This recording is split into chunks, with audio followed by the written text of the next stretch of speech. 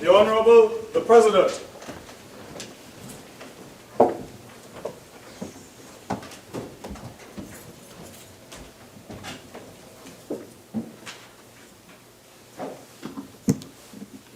Let us pray.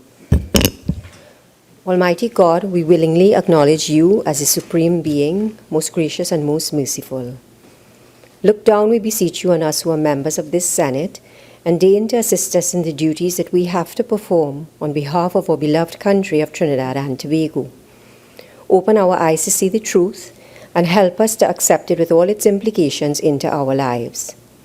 Direct us, O Lord, in our deliberations, so that setting aside private interests, unwholesome prejudices, and personal affections, we may treat all matters set before us with honesty, courage, and conviction. Through all we say and do in this Senate, may we give glory and honor to your holy name, inspire confidence in our fellow citizens, and make a positive contribution to the peace and prosperity of our nation. Amen.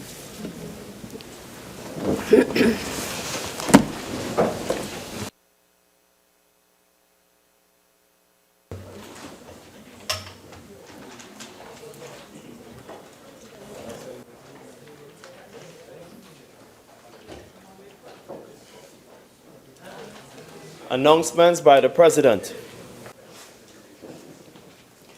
Honorable Senators, I have granted leave of absence to Senator Dr. Lester Henry, who is out of the country, and to Senator Sophia Choate, SC, who is ill. Honorable Senators, I have received the following correspondence from His Excellency the President Anthony Thomas Aquinas Carmona, ORTT-SC. The Constitution of the Republic of Trinidad and Tobago, by His Excellency Anthony Thomas Aquinas Carmona, ORTT-SC, President of the Republic of Trinidad and Tobago and Commander-in-Chief of the Armed Forces. To Ms. Alicia Romano. Whereas Senator Dr. Lester Henry is incapable of performing his duties as a senator by reason of his absence from Trinidad and Tobago.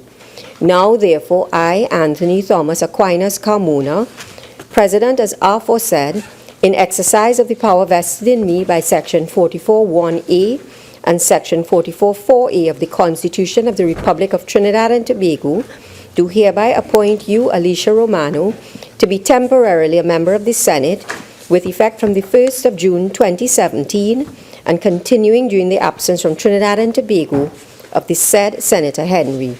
Given under my hand and the seal of the President of the Republic of Trinidad and Tobago at the office of the President St. Anne's this 29th day of May 2017.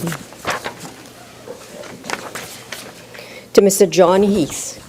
Whereas Senator Sophia Choate, SC, is incapable of performing her duties as a senator by reason of her illness.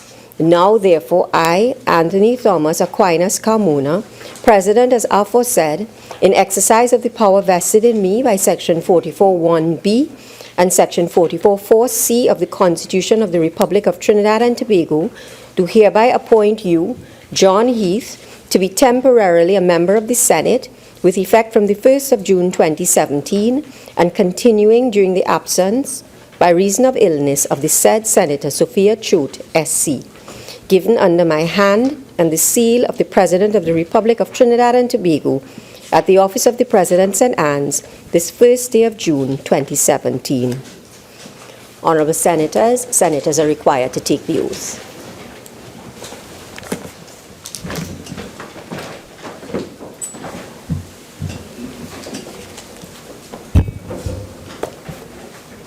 I, Alicia Romano, having been appointed a Member of Parliament, do swear by Almighty God that I will bear true faith and allegiance to Trinidad and Tobago, will uphold the Constitution and the law, and will conscientiously and impartially discharge the responsibilities to the people of Trinidad and Tobago upon which I am about to enter.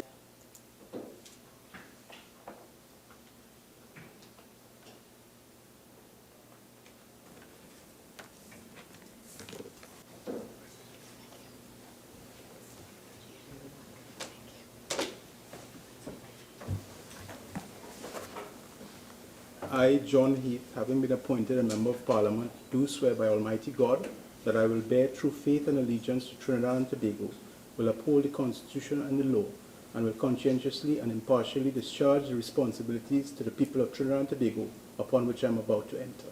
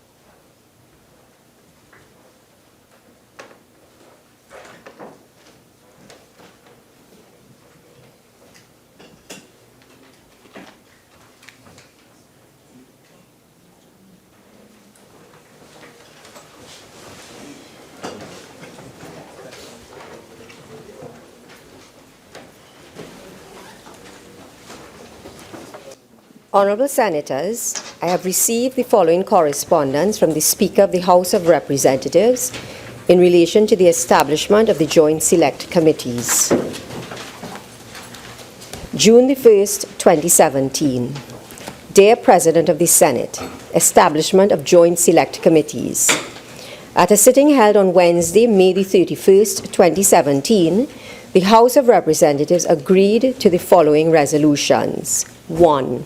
Resolved, that a Joint Select Committee be established to consider the first report of the committee established to review the levels of healthcare delivery by the regional health authorities and to rationalize the system of public sector doctors in private practice, as well as the second report of the committee to review the levels of healthcare delivery by the regional health authorities and to rationalize the system of public sector doctors in private practice, laid in the House of Representatives on November the 9th, 2016 and March the 24th, 2017, respectively.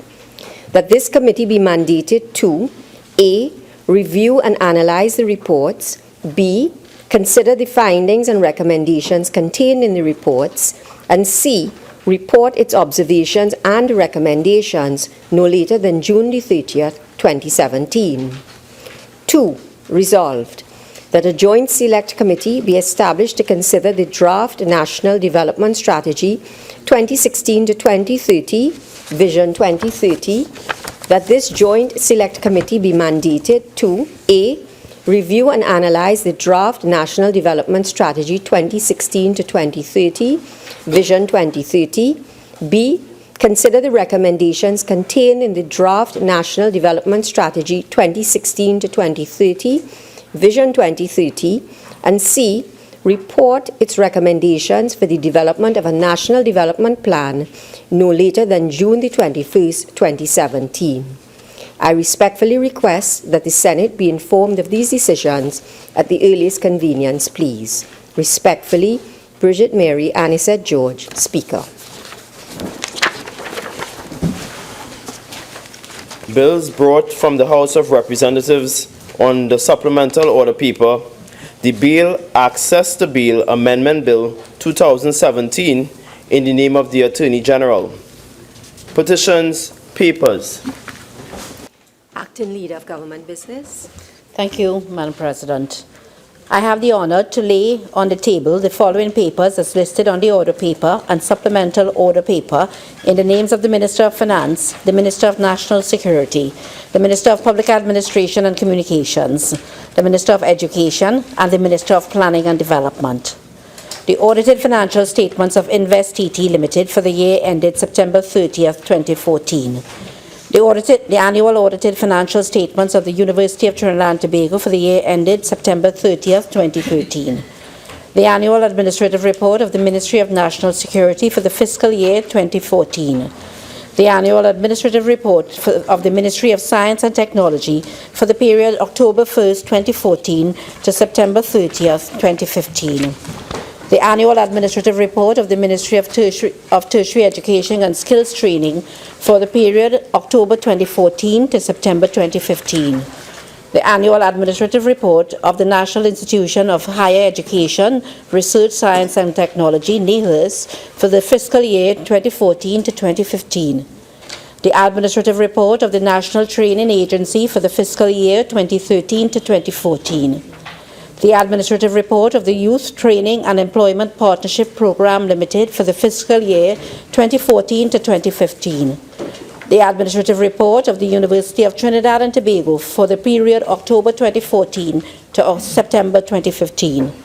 The report of the University of the West Indies St. Augustine Campus to the Ministry of Education for the fiscal year 2014 to 2015. The ministerial response of the Ministry of Planning and Development to the first report of the Public Administration and Appropriations Committee on an examination into the current expenditure of ministries and departments under 3 subheads: current transfers and subsidies, Development Program Consolidated Fund, and Infrastructure Development Fund. Mr. Vice President. Madam President, I have the honor to lay on the table the following papers listed in the supplemental order paper in my name. The 29th Annual Report of the Integrity Commission for the year 2016. Reports from committees. Minister of Agriculture. Madam President, I have the honor to present the following report as listed in the order paper in my name.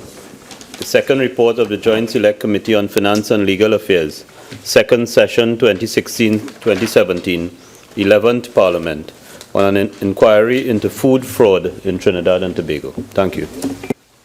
Senator Richards. Thank you, Madam President. Madam President, I have the honor to present the following report as listed on the supplemental order paper in my name. The third report of the Joint Select Committee on National Security, second session 2016-2017, 11th Parliament, on an inquiry into the operations of the Trinidad and Tobago Forensic Science Center and the issue of DNA sampling in Trinidad and Tobago. Senator Mark. Thank you, Madam President. Madam President, I have the honor to present the following report as listed on the supplemental order paper in my name.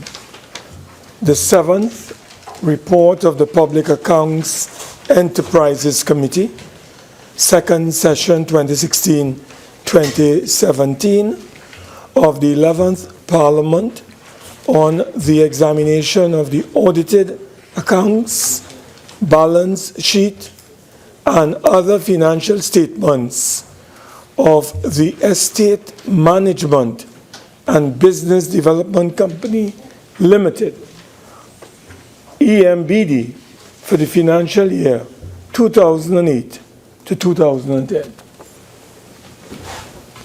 Urgent questions. Senator Mark. Thank you, Madam President. To the Honorable Minister of National Security. In light of the discovery of firearms and ammunition at a courier company in El Socorro, what measures are being taken by the government to improve the monitoring of containers being brought into the country? Minister of National Security. Thank you, Madam President.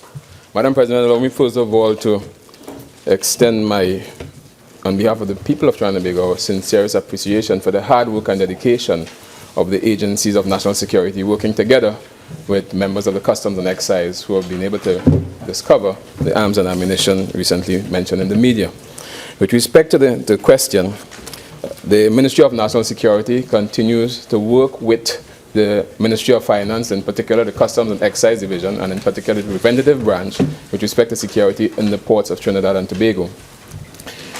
At present, the Customs and Excise are in fact about to commission mobile scanners in the throughout the port, particularly starting at the port of Port of Spain, and would be extended also to the port of Point Lisa and other ports. The mobile scanners are in country, and they should be commissioned. There are some legal issues that they're working out through the Attorney General. Once those are completed, the mobile scanners would be activated at the ports. Additionally, we have been in discussion with the Port Authority. These were the fixed scanners. So discussions continues together with the Port Authority to deal with the fixed scanners. There are some issues there also that we are treating with.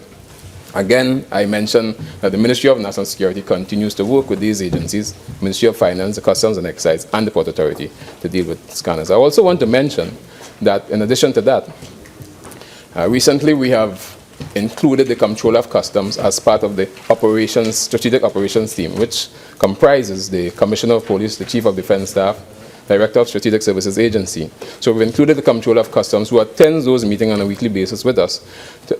What he brings to the picture is, in fact, situations pertinent to security in the ports of Trinidad and Tobago.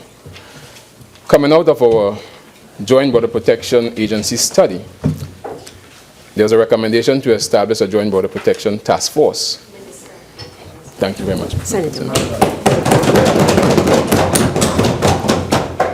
Madam President, through you to the Honourable Minister.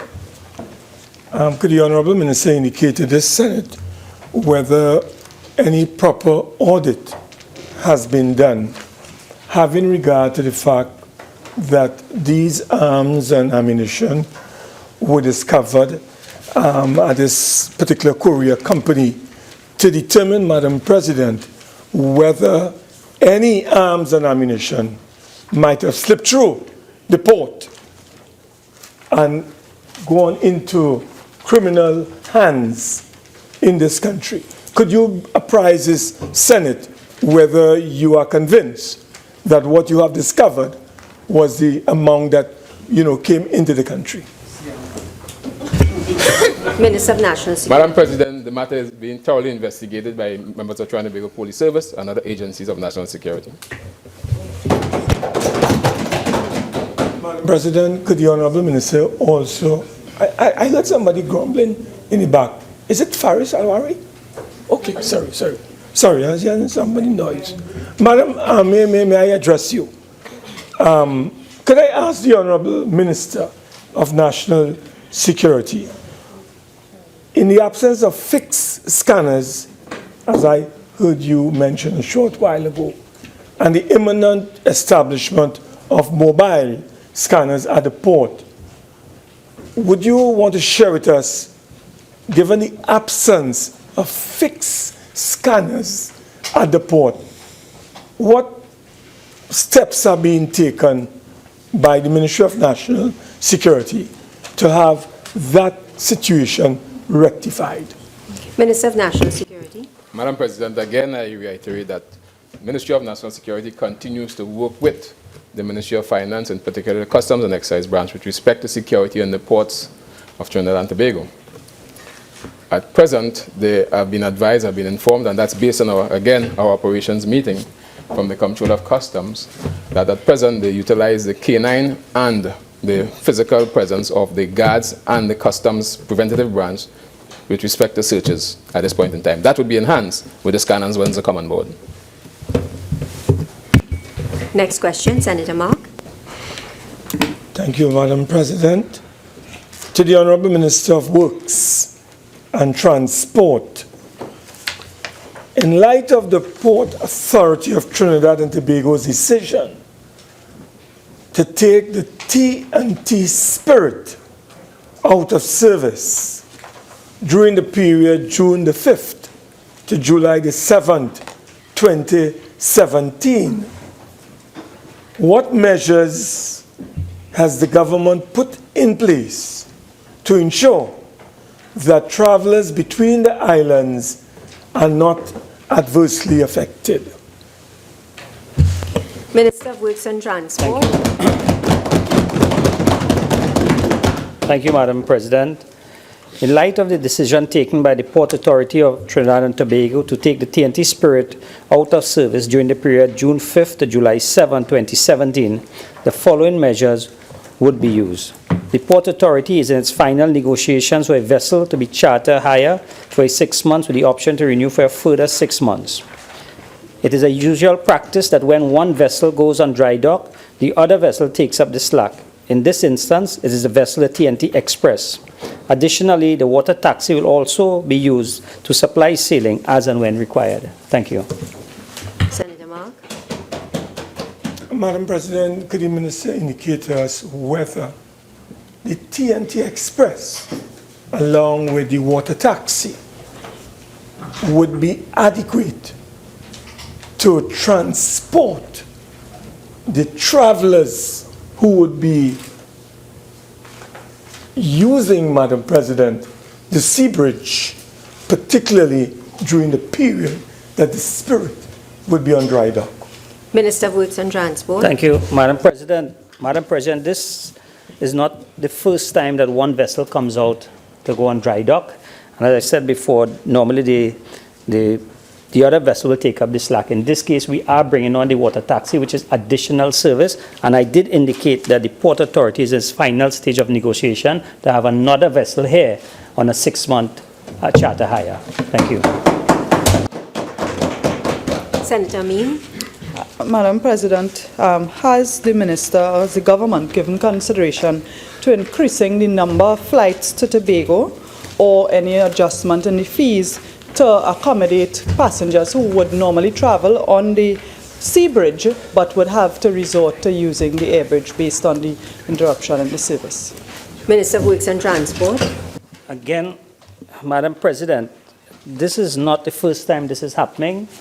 Normally what will happen, the single vessel, the TNT Express, would be in a position to take up any slack from or any fallouts from the sailing. We also have the water taxi coming in, and we have the option of the vessel that is being negotiated right now. With all these vessels in place, there will definitely be no shortfall in passenger service. Thank you. Next question, Senator Mark. Yes, thank you, Madam President. To the Honorable Minister of Foreign Affairs, Senator Mark, just have a seat. Will the member who has the offending device leave the chamber? Return in 5 minutes, please.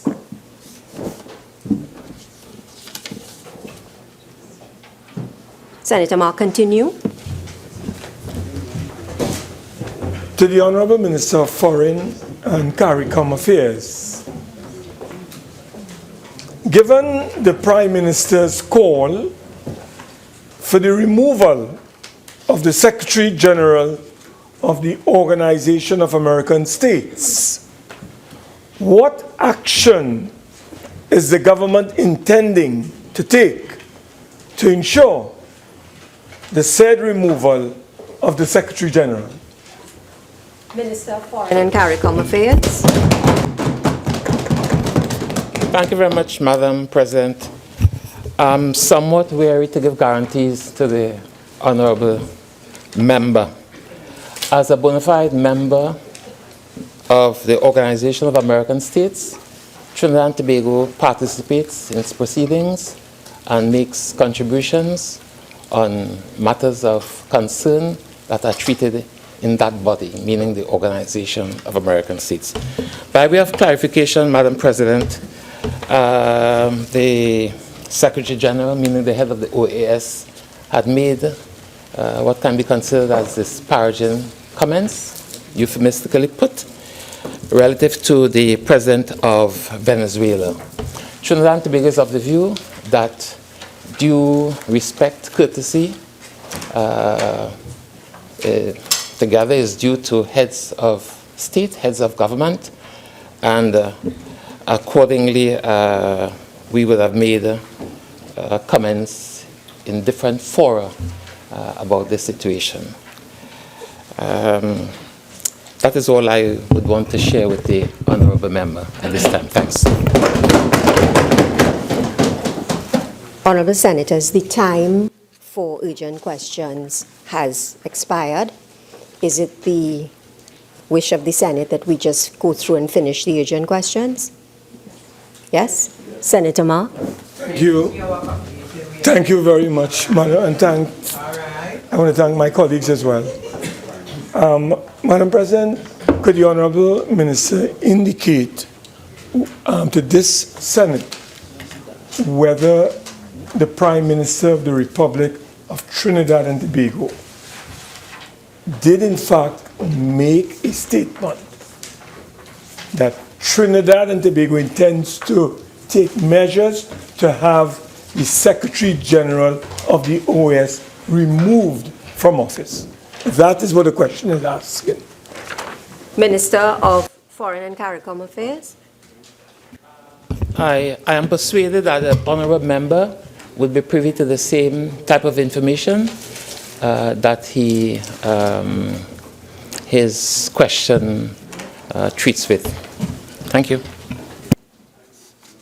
Senator Mark. I'm flabbergasted as you are. I'm astounded as well. I don't understand what language the Minister of Foreign Affairs has just unleashed on us.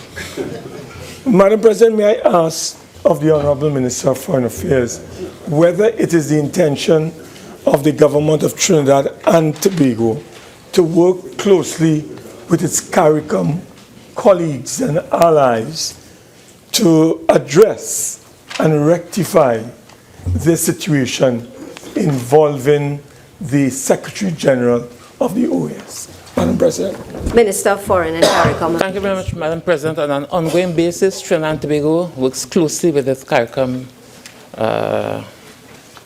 member partners in CARICOM, the member states of CARICOM, inclusive of this matter, and as part of the integration movement relative to the harmonization of foreign policy, certainly we would continue to do so on this matter. Thank you. Senator Mark. I beg you. Thank you. I had to catch myself for the Foreign Affairs Minister. Yeah, Madam President, you know how it is. Madam President, may I address this one to the Honourable Minister of National Security? To the Honourable Minister of National Security. In light of recent reports surrounding alleged mismanagement at the Forensic Science Center, what urgent mechanisms are being taken by the Minister to address these allegations? Minister of National Security, you have 2 minutes. Thank you, Madam President. Madam President, while there is, I have no report of any mismanagement at the Forensic Science Center.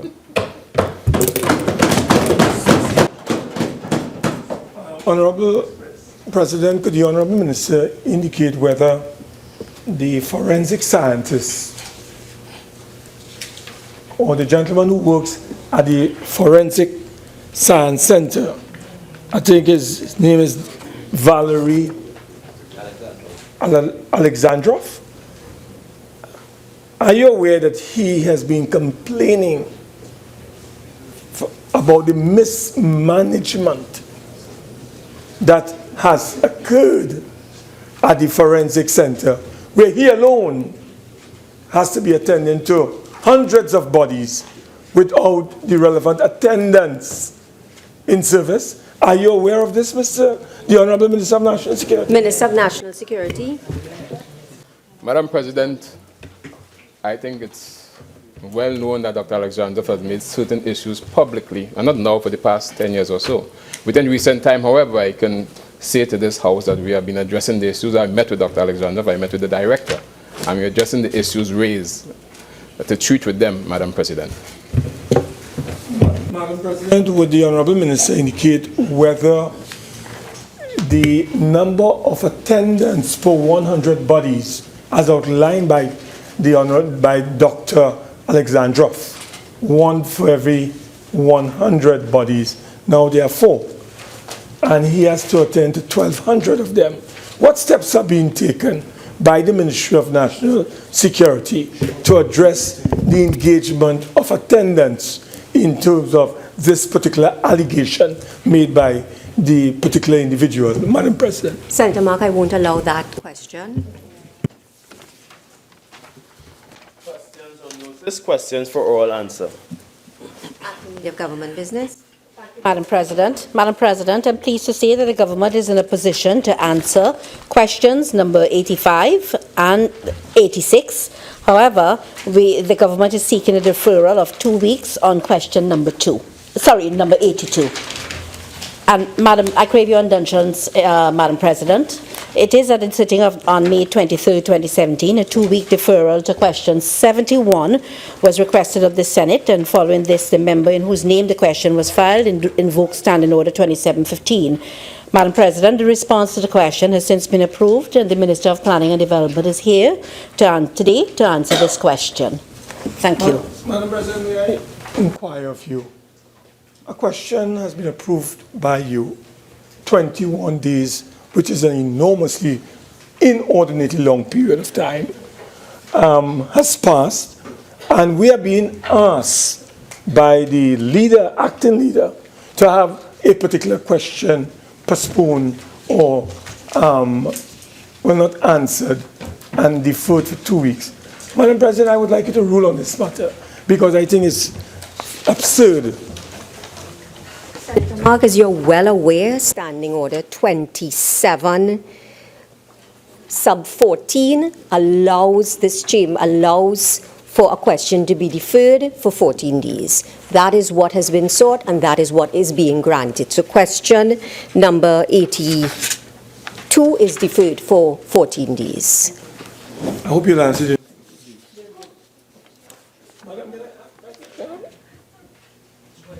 Senator Mark. Don't know why. Senator Mark, just put the question forward, please. Yes, well, that is what I'm about to do. I'm about to do it. Why are you? Because you're intractable this afternoon. I am? Yes. How about is the tete-a-tete that is going on here? Could we please proceed with the business of the chamber? I am not a tractor.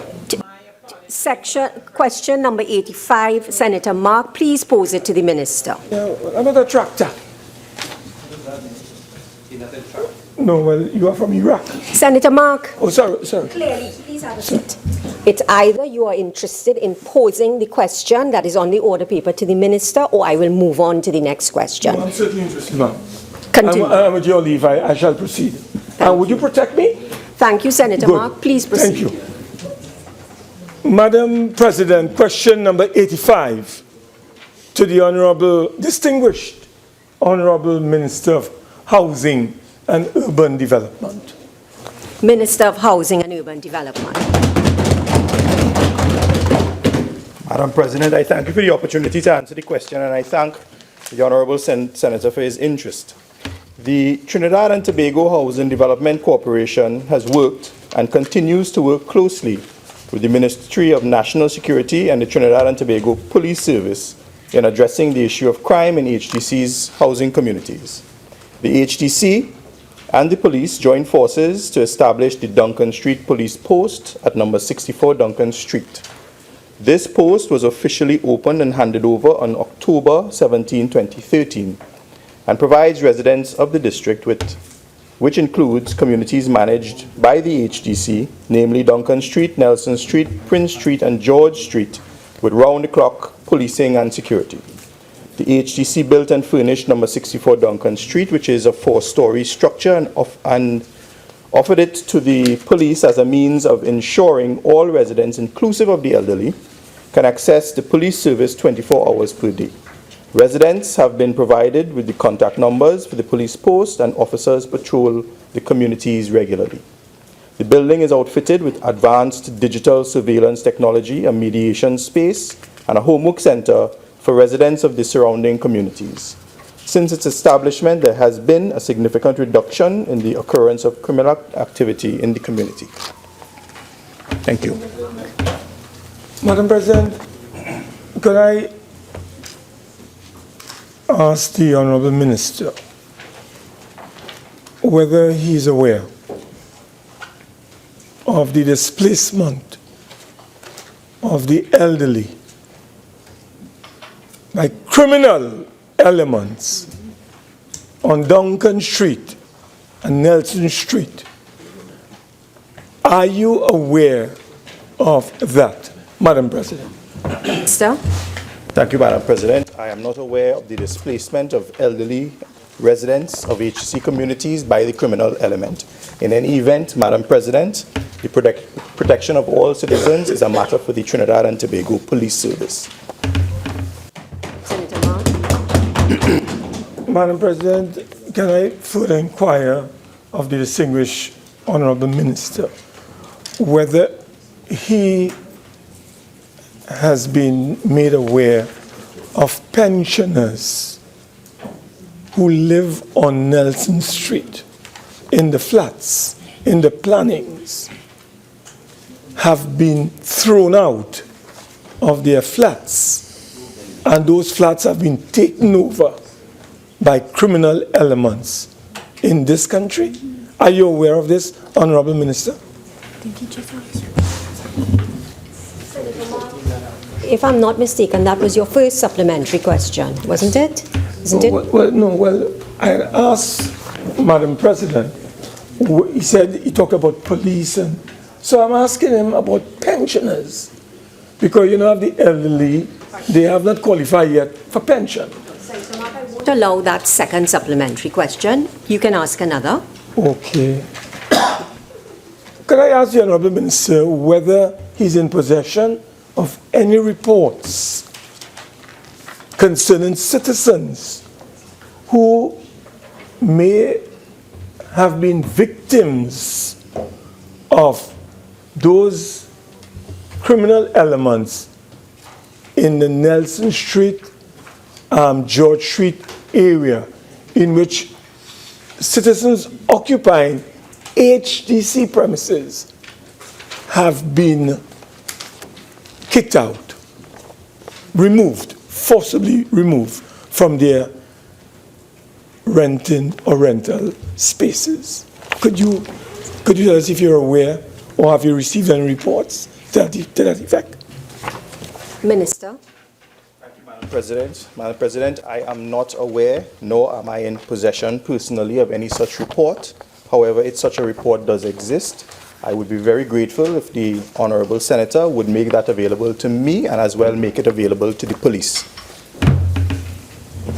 Madam President, could the Honourable Minister indicate whether he's privy to a report published in the newspapers in which pictures and photographs are shown of an elderly gentleman complaining about how he has been mistreated by elements in that particular part of the city and literally removed from his legitimate quarters? Have you seen such evidence in the newspapers? And if you have seen such evidence, how have you responded to those reports? Senator Mark, I won't allow that question. You won't Yes. allow that? Next question, Senator Mark. Oh, you have another one? No. Next question. Oh, I have another question. Okay. Thank you very much, sir. Madam President, question number 86 to the Honourable Minister of Agriculture, Land and Fisheries. Minister of Agriculture, Land and Fisheries. Thank you, Madam President. Madam President, upon its closure, Caroni Green Limited ensured that 67 displaced workers received a total of $1,251,293 in termination payments. No payment was made to 12 former employees with less than 5 weeks' service.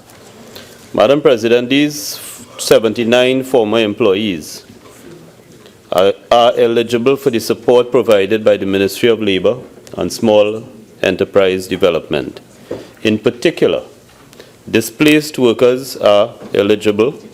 Those who are registered with the Ministry and qualify for assistance can apply to the Ministry of Labour for the provision of seed capital and startup business financing and support in forming cooperatives, registration with the National Employment Service, and access to information and assistance in areas of financial literacy, health and wellness, counseling, training, retraining, certification, and entrepreneurial development. I thank you, Madam President.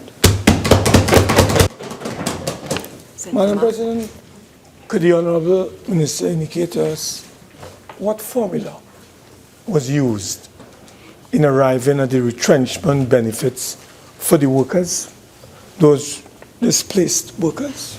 Minister of Agriculture. Madam President, there were 79 workers at the time of the closure of Carney Green Limited. 43 of those workers had more than 1 year's service. And those 43 workers were paid the following: severance calculated in accordance with the Retrenchment and Severance Benefits Act, payment in lieu of 45 days notice, and payment for outstanding vacation leave. There were 15 of those workers with more than 6 months but less than 1 year's service, and each of those workers were paid 45 days pay in lieu of notice, and the equivalent of 2 weeks' pay prorated for each year of service. And then there were 9 workers with between 3 and 6 months' service, and they were paid the equivalent of 45 days' pay. As I said before, no payment was made to the remaining 12 workers who had less than 5 weeks' service. Thank you. Is the Minister aware that formula is outdated, archaic, and dated? And there's a standard benchmark that they use in collective bargaining of a minimum of 1 month for each year's service? Minister. Madam President, I'm completely aware that the formula represents what is contained at this time in the Retrenchment and Severance Benefits Act, and the workers have been paid, as I set out before, in accordance with those acts, including those workers who, strictly speaking, did not qualify for payment under the Retrenchment and Severance Benefits Act. The company ensured that they were paid, with the exception of those who had a mere 5 weeks service in the company. Thank you. President, could the Honourable Minister indicate whether steps are being taken to allocate the land to those workers who have been retrenched, so that if they want to continue to cultivate and to engage in meaningful, productive agricultural development, they can? Minister. Madam President, if I may say, that some of these workers, even 16 of 20 or 20 of these workers have enjoyed more than one separation payment since 2003. In fact, some of these workers will receive VSEP payments, including the offer of 2 acres of land and a residential lot in the Carney VSEP from 2003. Some of them came back into Carney Limited and were employed after receiving that severance package. They worked on something called Carney Green Initiative, and when this new company was formed called Carney Green Limited, they received a second VSEP from the Carney Green Initiative, and then having spent in all the cases less than 3 years in this new Carney Green Limited, they received, as I said before, the severance package. So in this group, there are workers who have already benefited from more than one severance payment and the opportunity to access 2 acres of land and a residential lot. For those workers who have not had that opportunity before, they will join all the other persons in this country who are interested in accessing agricultural lands for use, and they would apply to the Commissioner of State Lands, and the Commissioner of State Lands would make a decision on whether they qualify and whether the lands can be allocated. Thank you. Out of the, I think it's 71 workers, yeah, I think I heard you said 71 workers. 79 workers.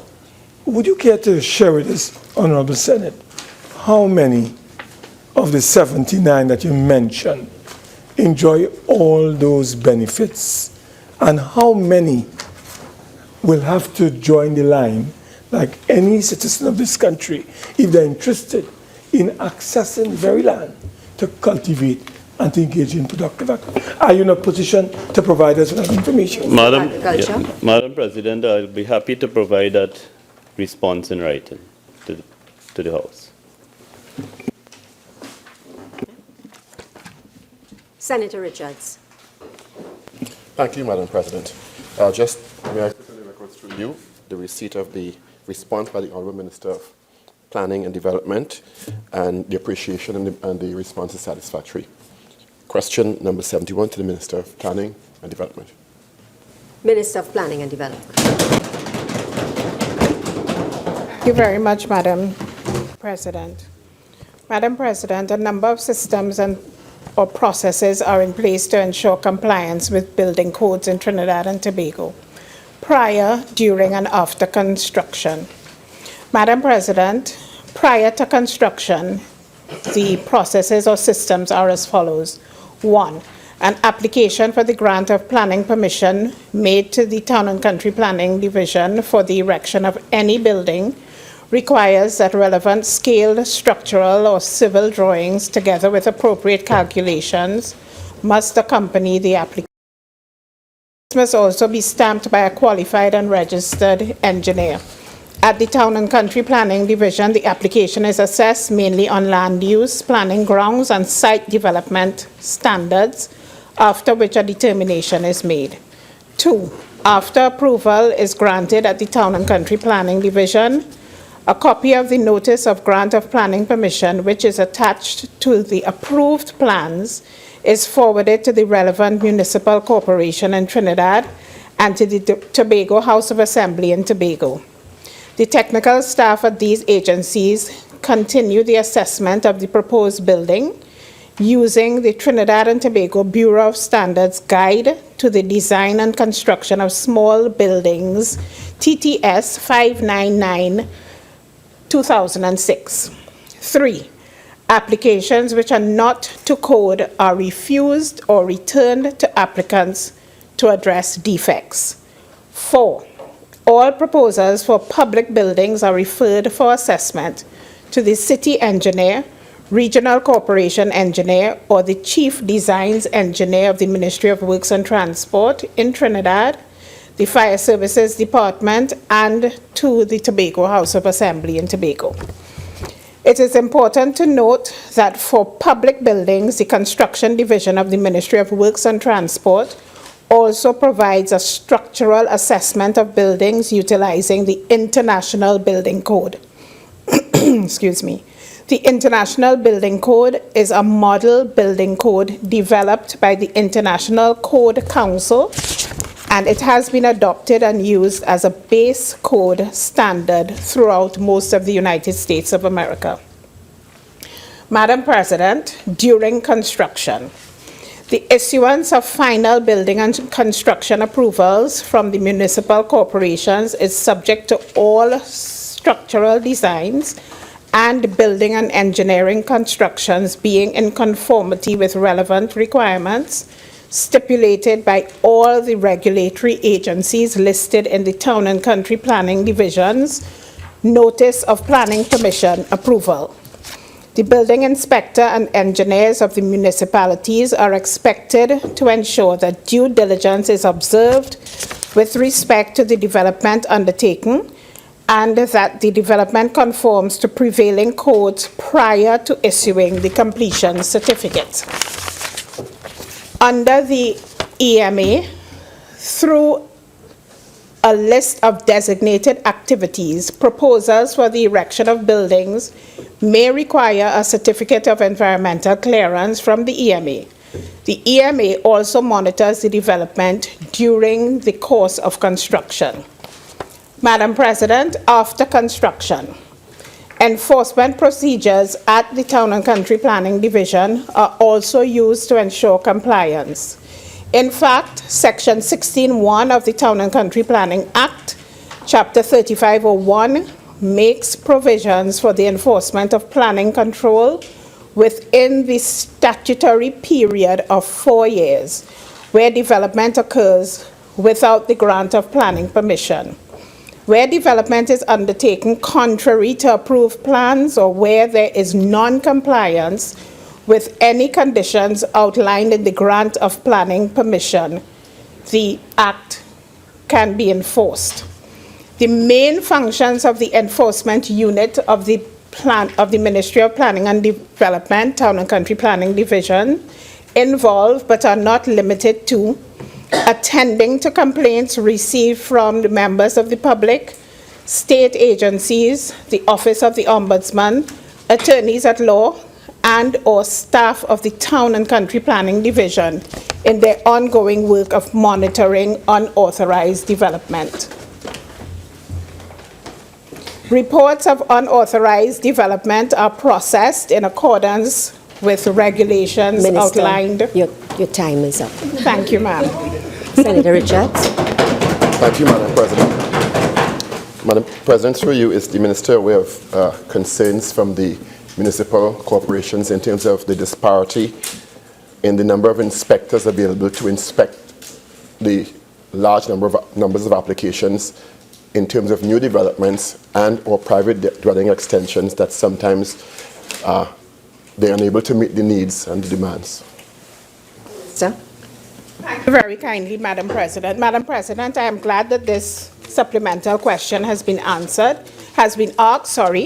because this has been an ongoing problem for quite a number of years because of the fact that we do not have persons qualified in the discipline of development control or in the discipline of town and country planning. At one point, the government had announced a series of the government, previous PNM government, Madam President, had announced a series of scholarships for persons to actually study the discipline of town and country planning. This was stopped, and now we're in the process of trying to determine whether or not we can resume that discipline, because we do have a dearth of persons who are qualified in the discipline of town and country planning, Madam President. So there is a serious problem, and it has really resulted in the kind of examination and enforcement of resulting in problems with making sure that people are adhering to the planning permission that they have been given. So that has really been a serious problem for the Ministry of Planning and Development. Thank you, Madam President. In light of this revelation, what are the ministry's plans? Because this has in the past resulted in haphazard development, unauthorized extensions, and the posing of threats to life, particularly during the rainy season in high altitude developments in some areas, causing flooding, etc. Is there a plan for the ministry to deal with the issue while the ministry sources the qualified personnel, even if it be medium to long term? Minister. Thank you. What we have done thus far, Madam President, is we have started to bring on, or we're in the process of bringing on some young people who will be trained to go into the field and identify where there are problems. But the issue is that for a problem to move forward to the next level, which would be to go before the magistrate's court, in some instances, you have to have a qualified planner sign off on the issues. And as a matter of fact, Madam President, if I may, between 2010 and 2017, there are matters dating back from 2010 in the number of 2,156 potential enforcement matters. And Madam President, at present, there are 415 matters which date back between 2014 and today, and those are awaiting attention. A total of 58 enforcement matters between 2010 and 2014 have been dealt with at the magistrate's court level. A total of 42 matters are now being dealt with, and that is since this administration has taken over, and 6 of them are actually before the magistrate's court. So, Madam President, this gives you the breadth and the depth of the issue that is before us in terms of enforcing these building codes. Senator Mark. I just wanted to ask the Honorable Minister, given the fact that Trinidad and Tobago lies on a fault line and prone to earthquakes, could the Honorable Minister indicate whether her ministry, or in collaboration with other ministries, have formulated a building code and ensure its strict adherence by the population who are engaging in the construction of buildings, whether it's residential, commercial, or industrial? Minister. Thank you very much, Madam President. Madam President, as a matter of fact, the Ministry of Works and Transport, in conjunction with the Ministry of Planning and Development, is actually working on a building code. And, Madam President, as I said in my answer, the international building code is the one that we follow, which is a very high standard because it also regulates what takes place in California, which is highly prone to earthquakes. Madam President, but it bears no,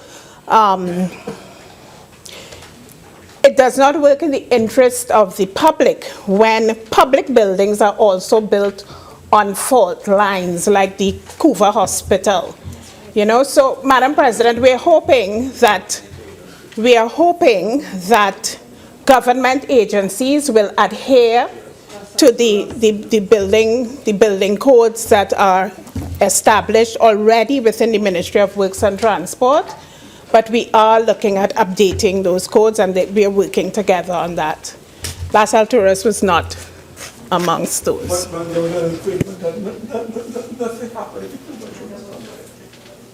Senator Richards, you had a supplementary question? Senator Richards? Thank you, President. Finally, for me, to the Honourable Minister, thank you for your answers. They're very elucidating.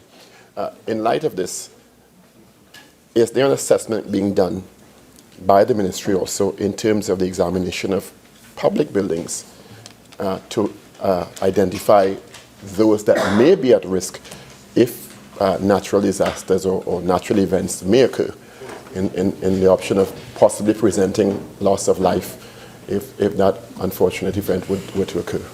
Minister of Planning and Development. Thank you very much, Madam President. The building that has been examined most recently is the Port of Spain General Hospital. And there are some concerns with regard to the central block of the hospital, concerns that had been raised under the remit of the previous administration, which were not taken into consideration. We have since asked someone to come in and make sure of what the issues are there. The IDB is working with us on this, and as soon as we get the requisite information, action will be taken. That is the only building that we have actually examined. With regard to other buildings, the Ministry of Works and Transport is charged with that responsibility. Thank you, Minister. You're welcome. Mark? May I ask the Honourable Minister?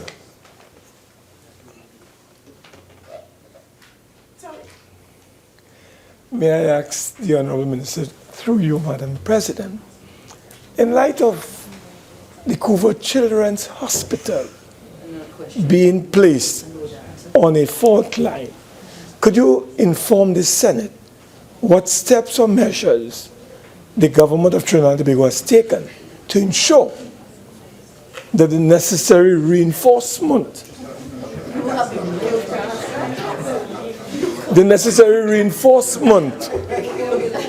are taken to ensure that if we get a big one in this country, that very beautiful building can survive?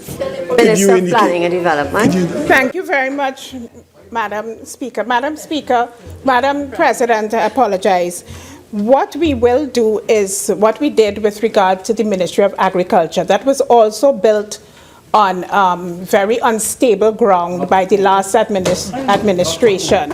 And it was also not built to code. And that code I'm speaking about is that same international code. And what we had to do is rectify all the problems that were there. And once, sorry? and that cost us $20 million. And once problems develop, if and when problems develop with the Hoover Hospital, which is also built on a fault line, we will deal with it, as we have always done when problems develop after your administration leaves office. Public business, government business, bill second reading. The good thing is that nothing has happened. That's very good. Hoover Hospital is strong. Honorable Senators, the debate on the second reading of the following bill, which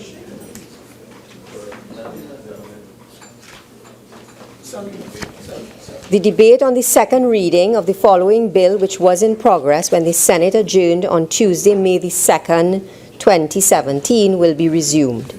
A bill entitled, An Act to Amend the Motor Vehicles and Road Traffic Act, Chapter 4850, to introduce a system of traffic violations for certain breaches of the Act, to provide for the implementation of a red light camera system, a demerit point system, and the reform of the fixed penalty system and related legal proceedings and other related matters.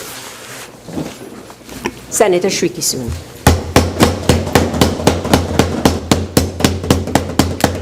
Thank you, Madam President, for acknowledging me and allowing me the opportunity to enter into this debate. On the last occasion I stood to make a contribution in this honorable House, I did object to an irregular sitting, and my reason for doing so was not because... Let me just, when the Senate was adjourned to today's date, it was done by way of motion that has been accepted and approved. So a decision has already been made on the issue, so we don't revisit those issues, okay? Would you just allow me an opportunity to say this, Madam President? And while I did object, since then, through conversation with the leader of government business and through the acting leader of government business, we were reliably informed of the unfolding of events since. And I wish to commend the government, through the acting leader of government business, for this position so that we could have been more aware, one, and two, had adequate time to prepare. So that was my rationale for going back there. And although I object, the objection on the last occasion was based on a lack of information and not just the sitting. So I really want to thank the government for at least acknowledging my position and assisting and affording us the information. So thank you. And I do look forward to it continuing. Yes, so with respect to the bill before us, I really want to thank the Honorable Attorney General and the Minister of Works and Transport for bringing this bill to this House, because I really think that some of the laws concerning governing the nation's roadways are really outdated, and it has created a culture of driving in this country that is really unsafe, dangerous, and discourteous. And I think that culture needs to be amended. And one of the reasons for saying this is that if we analyze the violations listed in the 9th schedule, we realize 8 of the violations pertain, of the 100 violations listed in the schedule, 8 pertains to the misuse or incorrect use of a vehicle, 28 pertains to the condition of your vehicle, but 64 of them pertain to the conduct of drivers on the nation's roadways. And in my mind, such a schedule with such a dominating aspect of the schedule being designated towards conduct of drivers, I'm saying we are on the right track, because we really need to change the culture of driving in Trinidad and Tobago. And so, Senator Chris, on fellow senators on the bench, I'm hearing the affirmation, but I hope they're not looking at me and my driving style, because I may need to adjust as well. With respect to clauses 6, 7, and 8, Clauses 6, 7, and 8 of the bill introduces immediate fines to drivers and owners of vehicle who, 1, fail to comply with directions, obstructing a traffic warden, who fail to provide notification of a destroyed or unserviceable vehicle, and failing to register the transfer of a vehicle. While Clause 6 introduces fines to owners or drivers for their conduct with respect to cooperation with officers, Clauses 7 and 8 deal specifically with the responsibilities assigned to disposing a vehicle. And I want to say that I support these two clauses because as important as it is to own a vehicle, in my mind, it is also equally important to adequately dispose of the vehicle when it has come to an end or when an owner chooses to part with it. So I support those two clauses. Part 5A of the bill also seeks to introduce a red light camera system. Clause 34 of the bill seeks to insert into the bill, after Section 79 of the Road and Traffic Act, a red light camera system. 79A provides definitions, 79B empowers the licensing authority to install cameras, and 79D of motor vehicle owner is deemed responsible where a red light camera captures a photographic image, and I want to repeat that, a photographic image or video recording of a motor vehicle that fails to comply with the indication given by a red light. So what we have here is a process that is initiated once a vehicle breaches a red light. 79E says that a photographic image, and I want to specify this, 79E says that a photographic image or video recording is captured by the red light camera system and shall be evidence that the vehicle was used in the commission of a traffic violation and that the information shown on the photographic image or video recording is true and an accurate record of the registration number of the motor vehicle used in the violation. Once that occurs, Step 3, which is 79F, says where a red light camera captures a photographic image or video recording a violation, second part, an inspection officer shall within 30 days of the violation prepare a citation notice to be served on the owner of the vehicle. 79G says the citation would include date, time, and place of the traffic violation, the section of the written law creating the traffic violation, C, the photographic image showing the commission of the traffic violation, D, the certificate of the inspection officer, E, the fixed penalty that is to be paid, F, the payee to whom the fixed penalty must be paid, G, the time specified within which the fixed penalty may be paid, and H, that the owner may file a notice of contest. I, the date, time, and address of the court at which the owner is required to appear in failing to contest. Of these clauses in the citation notice, clauses B, D, and I, they all deal with administrative requirements, whereas A and C are the only two subclauses that provide information concerning the traffic violation. So what we have here is a photographic image being taken when a violation is occurred, and is to serve as evidence to support the violation. What we have post that is a citation notice being issued. So you have a photographic image when the violation occurs, and then a citation notice prepared by an officer detailing the information of evidence before you, the photographic image, and then the citation notice. I am saying today that the photographic image in that form needs to also have certain relevant pieces of information to declare that a violation has occurred. What am I speaking of? The photographic image should include the date and time of the violation. That should not be inserted by an officer. The camera capturing the offense should also capture the date and time of the offense.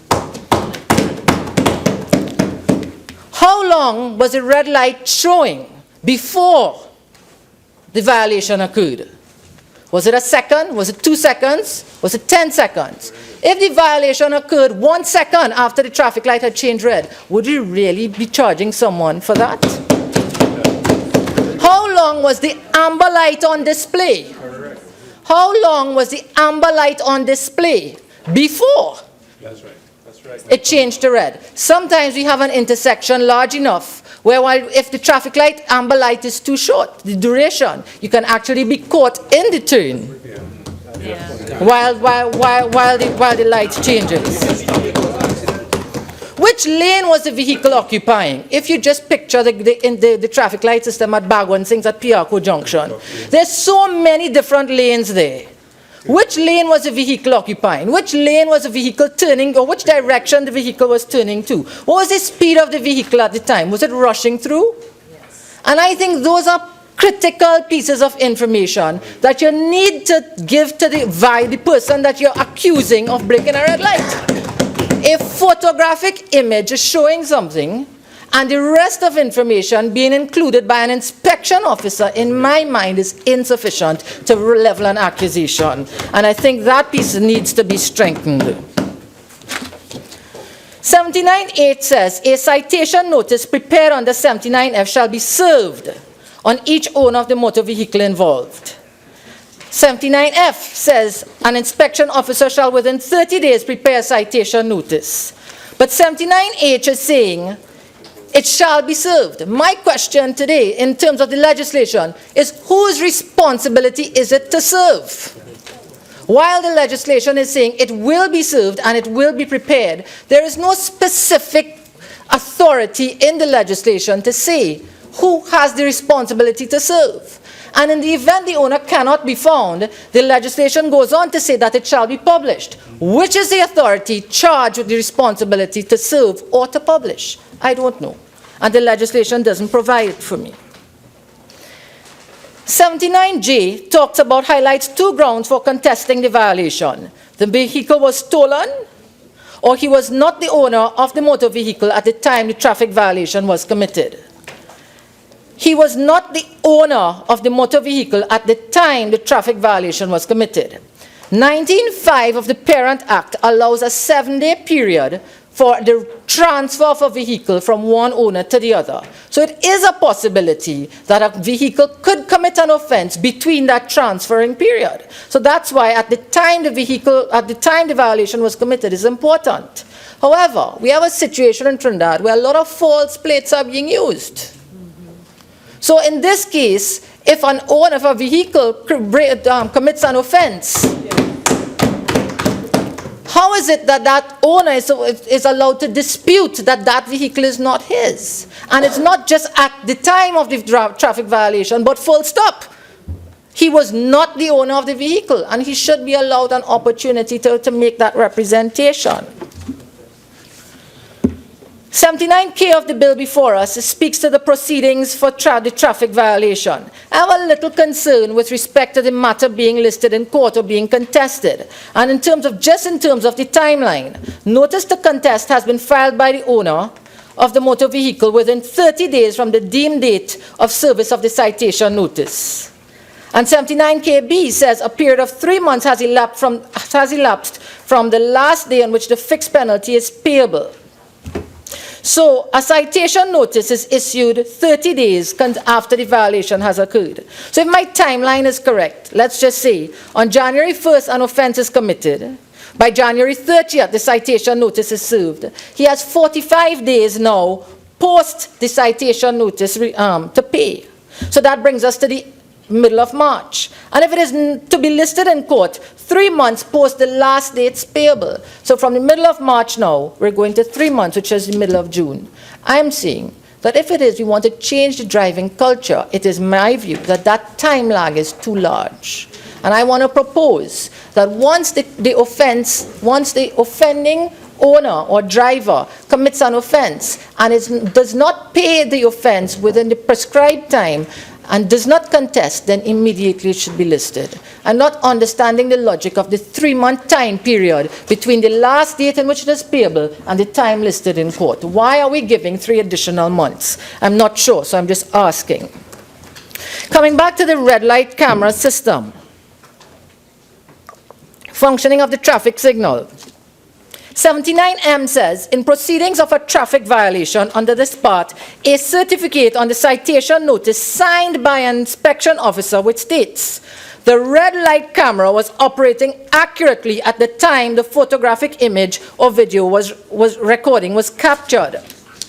79O says, in proceedings of a traffic violation under this part, evidence of the condition of the red light camera or the manner in which it was operated shall not be required So the proper functioning of the traffic light is not required unless evidence that it was not in proper condition or was not properly operated at that time of the traffic violation has been adduced.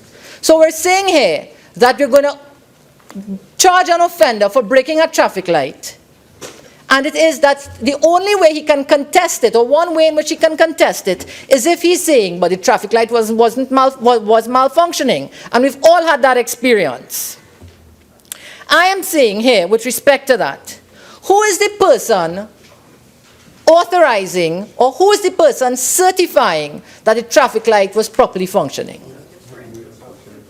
Who is that person? And is it the inspection officer? But the inspection officer was trained, according to the definitions of 79, to analyze a photographic image. He was not trained to analyze a traffic signal. Then how is it that the inspection officer can certify the proper functioning of a traffic light? And on what basis is he doing it? Is there a log for the rate at which the lights are being changed? Yes. And then the question, therefore, is, if it is that the inspection officer, who's an extended arm of the law, certifying one or saying that a violation has occurred, but is also certifying the device for which the violation occurs, then how can someone have adequate representation to say that it was not working well when the same person leveling the violation or the accusation is the same person certifying what we're contesting? It can't be. And if it is that the traffic light was not functioning well, then the public needs to have access to the register of the log of the traffic light to support his point. It cannot be that way at all. So it cannot be that we're trying to implement the law, but we on one side have a greater balance because we are trying to do something, and in defense of the violator, we leave them exposed with no real recourse. So I think that the law on this side needs to be balanced, and we need to give the offender access to such a register. And that institution which governs the proper functioning of these traffic signals needs to be an independent body or agency for which there are adequate records, and the public can access the register to, at least in their case of saying whether or not the traffic light was fully functioning or not, that the register or the log of the traffic light could indicate such. I think that's only fair. When you look at red light camera systems, various studies have been performed or conducted. Some include those by Aaron and Thomas and Hess, 2005, Decina and Thomas and others, 2007, and they've actually argued the effectiveness of red lights. Berkey and Obanks, 2004, Garba and others, 2007, in their study in red light camera systems, reported opposite results, that it didn't work. Yeah. In a publication by the Center for Disease Control and Prevention, Intervention Fact Sheet for Automated Red Light Enforcement, in a study conducted by the Highway Safety Research Center, 2011, pages 3 to 12, concluded that red light camera systems increase rear-end crashes. It reduces side impact crashes and overall crash severity, but rear-end crashes are on the increase. Therefore, if we are to implement such law, I believe that a comprehensive communication plan and a proper interpretation of the amber light needs to be communicated so as to prevent rear-end collisions. Because we can have a situation where you have an increase in rear-end collisions and damage to drivers and passengers. I turn now to demerit points. Madam President, Part 5A of the bill before us introduces legal proceedings, demerit points, suspension and cancellation of driving permits. Section 88G says the licensing authority shall, for the purpose of administering demerit points, establish and maintain a register to be known as a demerit point register. All demerit points recorded against the driving permit record of a person for an offense or traffic violation shall be duly recorded by the licensing authority in the demerit points register. I support this demerit point system. I support it entirely. However, my question is, nowhere in the legislation shows how a citizen can access their information from this register. Is it going to be online? How is a citizen going to be informed of their status with respect to demerit points when an offense is committed? Not seeing that in the legislation. With respect to, there's a particular clause, and my interpretation could be wrong, and the legal minds here may be able to satisfy or address it in a way that I can understand. But section 88K3 says, where a fixed penalty notice is issued under section 81 for a traffic violation, that carries demerit points. A fixed penalty for the traffic violation is paid in accordance with the requirements of the fixed penalty notice. And the time specified for the payment of the fixed penalty has expired and a notice to contest was not filed by the driver, then the number of demerit points as prescribed in the 4th column of the 9th schedule for the traffic violation shall be recorded. So we're seeing on one hand, piece of the legislation is saying, okay, when an offense is committed, you will have a fixed penalty as well as a demerit point. But 83.2 says, subject to this section, and I'm unsure of my interpretation, where a fixed penalty is paid in accordance with a fixed penalty notice, a person shall not be liable to any sanction for the traffic violation. So how is it that one clause is saying once you pay it, there is no penalty, no further sanction, and another clause is saying you have a fixed penalty as well as a demerit point? I'm a little bit confused. I stand to be corrected, but it's unclear in my mind. Section 88 also talks about, 88M2, talks about the accumulation of demerit points. Now, if you look at the scale or the tier rating, we're seeing that anyone who collects or earns between 10 to 14 demerit points shall be disqualified for a period of 6 months. I'm saying we need to carefully consider how we arrive at that 10 points. And is it really worthy to suspend a license to a driver from a driver having earned the 10 points? Why do I say this? From the table provided, there are 100 violations listed. 26 of them do not have demerit points. And I don't know if my bill is not fully printed, but it doesn't have it, which leaves us with 74. And 62 of those 74 carries with it 3 demerit points and greater. So it's very easy, with 62 clauses having 3 demerit points and more, it's very easy to get to 10. 62 out of 74 with at least 3. So, for example, clause 48, vehicle without tail lights, park lights, 3 points. Vehicle without tail lights, 3 points. And driving a vehicle with a person in the front seat who is not wearing a seatbelt, 4 points. That's 10 points over 3 years. That's it. I am agreeing they're breaking the law, but driving a vehicle with a person in the front seat who is not wearing the seatbelt, while it is the responsibility of the driver to ensure so, he cannot force that person to do so. And we're penalizing him to the extent that we're suspending his license, and I'm just using this as an example. So I'm saying, I'm asking for reconsideration of that 10 point and asking it to be lifted a little bit more, probably up to 14, because if 62 of the violations out of 74 carries with it 3 demerit points and more, it is very easy for a driver to attain that 10 points. Further, there are subjective clauses. Some are clause 4, a vehicle shall not be so tinted so as to obscure vision from the outside to the inside. That's subjective. Clause 17, failing to comply with the directive of a police constable. That's 6 demerit points. And I'm particularly concerned about this one because I remember my own experience of being pulled over to be asked to give a sample for a breathalyzer, and the policeman threatening me to tell me that if I don't give him a sample, he's going to lock me up that night. Now the thing is, I don't consume alcohol. If I smell alcohol, I drunk. So I have no objection to giving a sample. But here it is a police officer threatening me. 6 points. Me 2 police officers like that in 3 years, which is very probable. And your driving permit suspended. Over 3 years. Careless driving. 6 demerit points. What is careless driving? Reversing for an unreasonable distance. Who determines what is reasonable? Overtaking at a place dangerous to do so. I may be able to do it, you may not be able to do it. Who is to determine if it's unreasonable? And these things carry heavy weightings. So because of the subjectivity of some of the clauses, as well as some of the clauses that I highlighted earlier, I'm saying we need to revisit that 10 points, because what we're going to end up with is a whole bunch of people being suspended from their license. Inconsistency of demerit points. Senator Mahabir dealt with that, but just to touch on a couple. Clause 15, traffic signs. Violate a traffic sign, 6 demerit points. But failing to comply with a traffic sign or notice authorized by the licensing authority or commissioner of police, respectively, 3 demerit points. It's the same sign.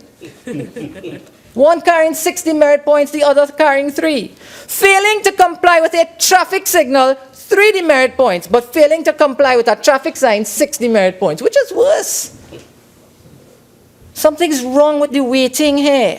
If you go to the fixed penalties, failing to comply with a traffic sign or notice authorized by the licensing authority or commissioner of police, fixed penalty, $1,000. Clause 21, contravention of a traffic order made by the same commissioner of police, $750. Something's wrong. So we defy the commissioner orders in 18, 1,000. We defy the commissioner's order in 21, 750. But we defy the same order, and the same person, and the same office. And Senator Mahabir dealt with the motor vehicle, with the motorcycle and the helmet, and the difference with the seat belt that we talked about. That offense with the motorbike, 2 demerit points and $450, but safety in a vehicle at $1,000 and 4 points. So it is in this context that I'm saying, while I support the legislation, and I like the legislation, I really think it has a positive impact in Trinidad and Tobago, I think the legislation itself needs to be strengthened. The intent of the legislation is good, but I think that in my mind there are certain weaknesses that we need to address. Whether at the committee stage or in another way, I think that implementing this legislation in this form needs to be corrected or strengthened. I want to make a recommendation. Instead of 3 years for points being expunged, 2 years driving with no penalties is more than sufficient in my mind to change the driving habits and culture of someone.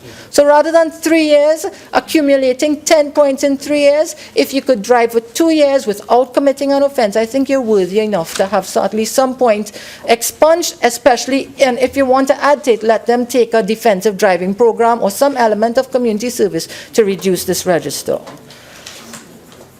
And while I'm on this topic, or on this road and traffic bill, there are 2 issues that I would like to highlight as I close. One is the use of LED lights on emergency vehicles. Have you ever tried to drive behind a police vehicle with those lights flashing at you? And you're afraid to overtake the vehicle, no matter how slow it's driving, because you could be ticketed. So it's either you slow down even further and let the vehicle go, or you take the blinding lights.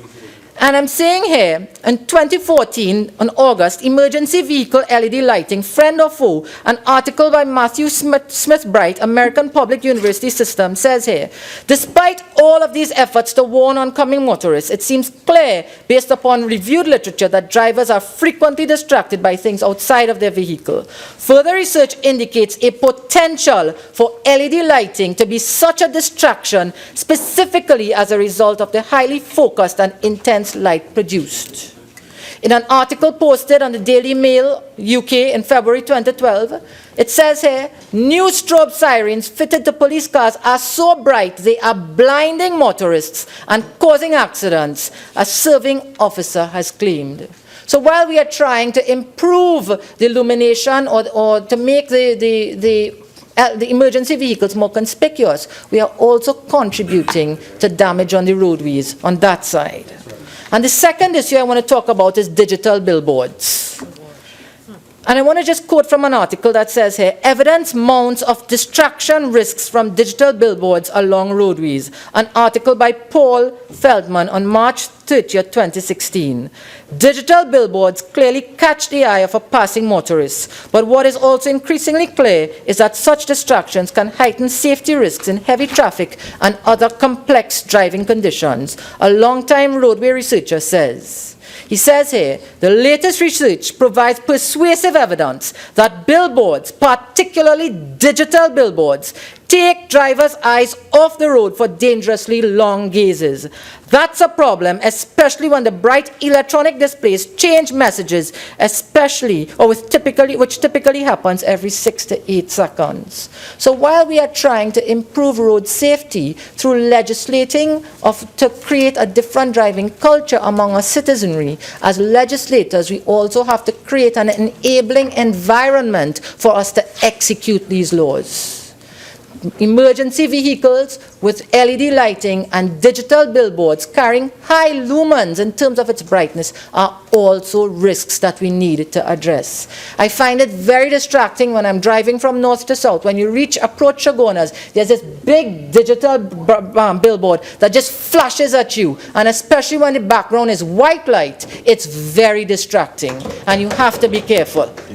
And it seems as though it's increasing in popularity, and it's being unregulated, and it seems to be a profitable venture that's harming drivers and passengers of the roadway. I'm asking the government to look at that. So, as I conclude, I just want to summarize what I've said before, and I'm saying that while I support the intent of the legislation, in my mind the legislation needs to be strengthened. Why do I say so? With respect to the red light camera system, the date and time of the violation needs to be included on the photographic image. The length of time the signal was showing red before the violation, the length of time the amber light was showing, the lane the vehicle was occupying and utilizing, the direction of the vehicle and the speed of the vehicle should also be known, should also be captured and presented through any automated device and presented with the citation notice. My second point is, while the citation notice is to be served, I would like the legislation to include who is responsible for serving that citation notice, as well as who is responsible for publishing the citation notice when the owner cannot be found. With respect to 79J, highlighting 2 grounds for contesting the violation, I think there needs to be included where the owner disputes that the vehicle is his or her, is not his or hers, through false number plates. I've said that with respect to listing a matter at court, I'm unsure of the 45-day lag between paying the offense, between the date at which the offense is payable and the day in which the matter can be listed. I'm unsure of that. With respect to the red light camera system, I believe an arm of the state through its authorities need to take responsibility for governing the operations of traffic lights. And this arm needs to be able to collect information concerning the traffic lights, as well as its information should be made available to the public. This group, this authority or this agency should be independent of the inspection officer. I do ask that a proper communication and education plan be implemented for the implementation of this law, because drivers would really be unaware, and especially with respect to the correct interpretation of an amber light to avoid rear-end collisions when this legislation becomes implemented. I would like to suggest, as I said before, a revisiting of the tier structure system, where I believe 10 points, where 62 offenses out of 74 have a demerit point weighting of 3 or more, it's too much of a high probability for suspending drivers when offenses that can be occurred does not really require us to do so at this time. And I believe the 9th schedule needs to be revisited to include demerit points for violations, not for violations without demerit points, and for there to be an equal weighting of demerit points as well as fixed penalties for similar or related offenses. I do ask the Minister and the government to consider moving or bringing legislation concerning digital billboards, as well as adjusting the lumens or brightness on emergency vehicles for their emergency lighting. These few words. Thank you, Madam President. Senator Coppin. Thank you, Madam President, for the opportunity to contribute to this debate. Madam President, for the purpose of reiterating the content of this bill, I would like to repeat or to rephrase the long title of this bill. It is an act to amend the Motor Vehicles and Road Traffic Act Chapter 4850, to introduce a system of traffic violations for certain breaches of the Act, to provide for the implementation of a red light camera system, a demerit point system, and the reform of the fixed penalty system and related legal proceedings and other related matters. But before, Madam President, I proceed, I would like to wish the Muslim community Ramadan Mubarak or Ramadan Kareem, and I hope that the Almighty God accepts their fast and their prayers in this holy month. So, Madam President, before I continue, I would like to return to a number of issues that were raised on the last occasion by our goodly friends on the opposition. And in particular, Senator Ma commenced his presentation, although in substance he appeared to agree with the bill. In form, he seemed to disagree. And he went about by lamenting, as he always does, about the lack of consultation on this side in bringing forth this bill. And he went on also to call for, as he always does, a joint select committee to review the provisions of this bill. Now, Madam President, in preparing for this debate, I had the opportunity to peruse the Hansard, and which would have given a historical perspective on the evolution of this amendment. And it was piloted by Stephen Cadiz. And in the said Hansard, Senator Cadiz, as he was then Minister of Works, is quoted as saying, "We have gone to all interested persons, NGOs, there have been public consultations, we have had meetings with groups that asked for a meeting to air their particular views, etc.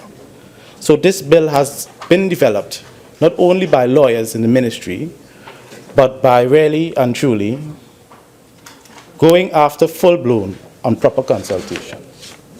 So, Madam President, this bill, as it will be revealed in this presentation, it's a leaner, cleaner, more focused, targeted version of what was previously brought to this Honorable House. So I think that his argument as it relates to consultation is misplaced. I think he is, as he is accustomed to, engaging in hyperbole for the sake of hyperbole. Now, Madam President, I am not against consultation, but there is something such as analysis paralysis. And I don't think that as a country, we ought to be engaging in such analytical moray. Now, Madam President, I want to also return to the question of ministerial power, because that is also an issue that has been raised time and time again as it relates to this administration. Somehow that the ministers bring certain bills to this Honorable House for the purpose of aggrandizing themselves. But, Madam President, nothing could be further from the truth. And in reviewing the past bill as it was laid in this Honorable House, what I found, and I had the ability to compare them, that in fact, there is no real expansive powers given to the minister as was given to the minister in the previous bill. In fact, the minister in the previous bill had quite expansive powers as it relates to regulation. And, Madam President, if I am allowed, just for the purpose of correcting on the Hansard, that in the previous bill, in section 270, the minister had the power to make regulations by a negative resolution to all manner of things. And I don't want to go to the full extent of what it says, but the minister in that particular bill had the power to legislate on anything by which this act may or is to be prescribed, B, the forms to be used under this act, C, the construction, fitting, dimension, designs of motor vehicles. D, the character, nature of horns and instruments capable of giving audible and sufficient warning of motor and other vehicles and regulating their use. And it went on E, F, G, H, I, J, K, L, M, N, O, P.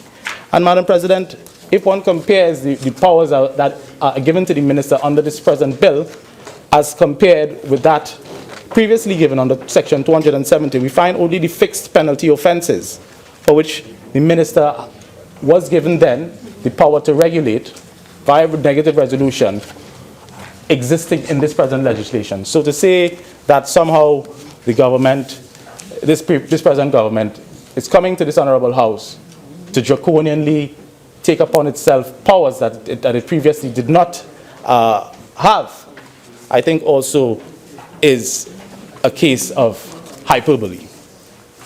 Now, Madam President, I would like also to deal with very summarily with Senator Amin, and she, in her presentation, spoke about this bill as being a piecemeal approach to road safety. Madam President, she spoke about the Motor Vehicle Authority, and if one listened to Senator Amin, one would have thought that the Motor Vehicle Authority was somehow an invention or a creation of the United National Congress. And in reading the Hansard, Madam President, and I don't want to engage in comparative PNM, UNC, who did what, who said what, but I think for the purpose of the record, for persons listening in, for historians, for persons who are interested in accuracy, that this also needs to be corrected. The Motor Vehicle Authority, if one looks at the history of it, was something that was listed in the People's National Movement's 2010 manifesto at page 35. And again, I don't want to get into it, but I think it needs to be put on record that we did, in fact, in 2010, speak in our manifesto to the modernization of the licensing office. And at page 35,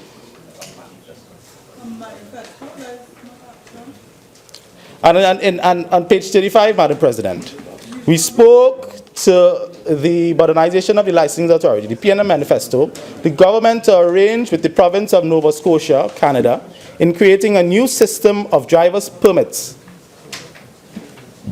Driver's permits and the Motor Vehicle Registration Authority will also have been a manifesto promise. So, Madam President, that also I want to put to bed that somehow this Motor Vehicles Authority is somehow a creation or invention of the United National Congress. It is not.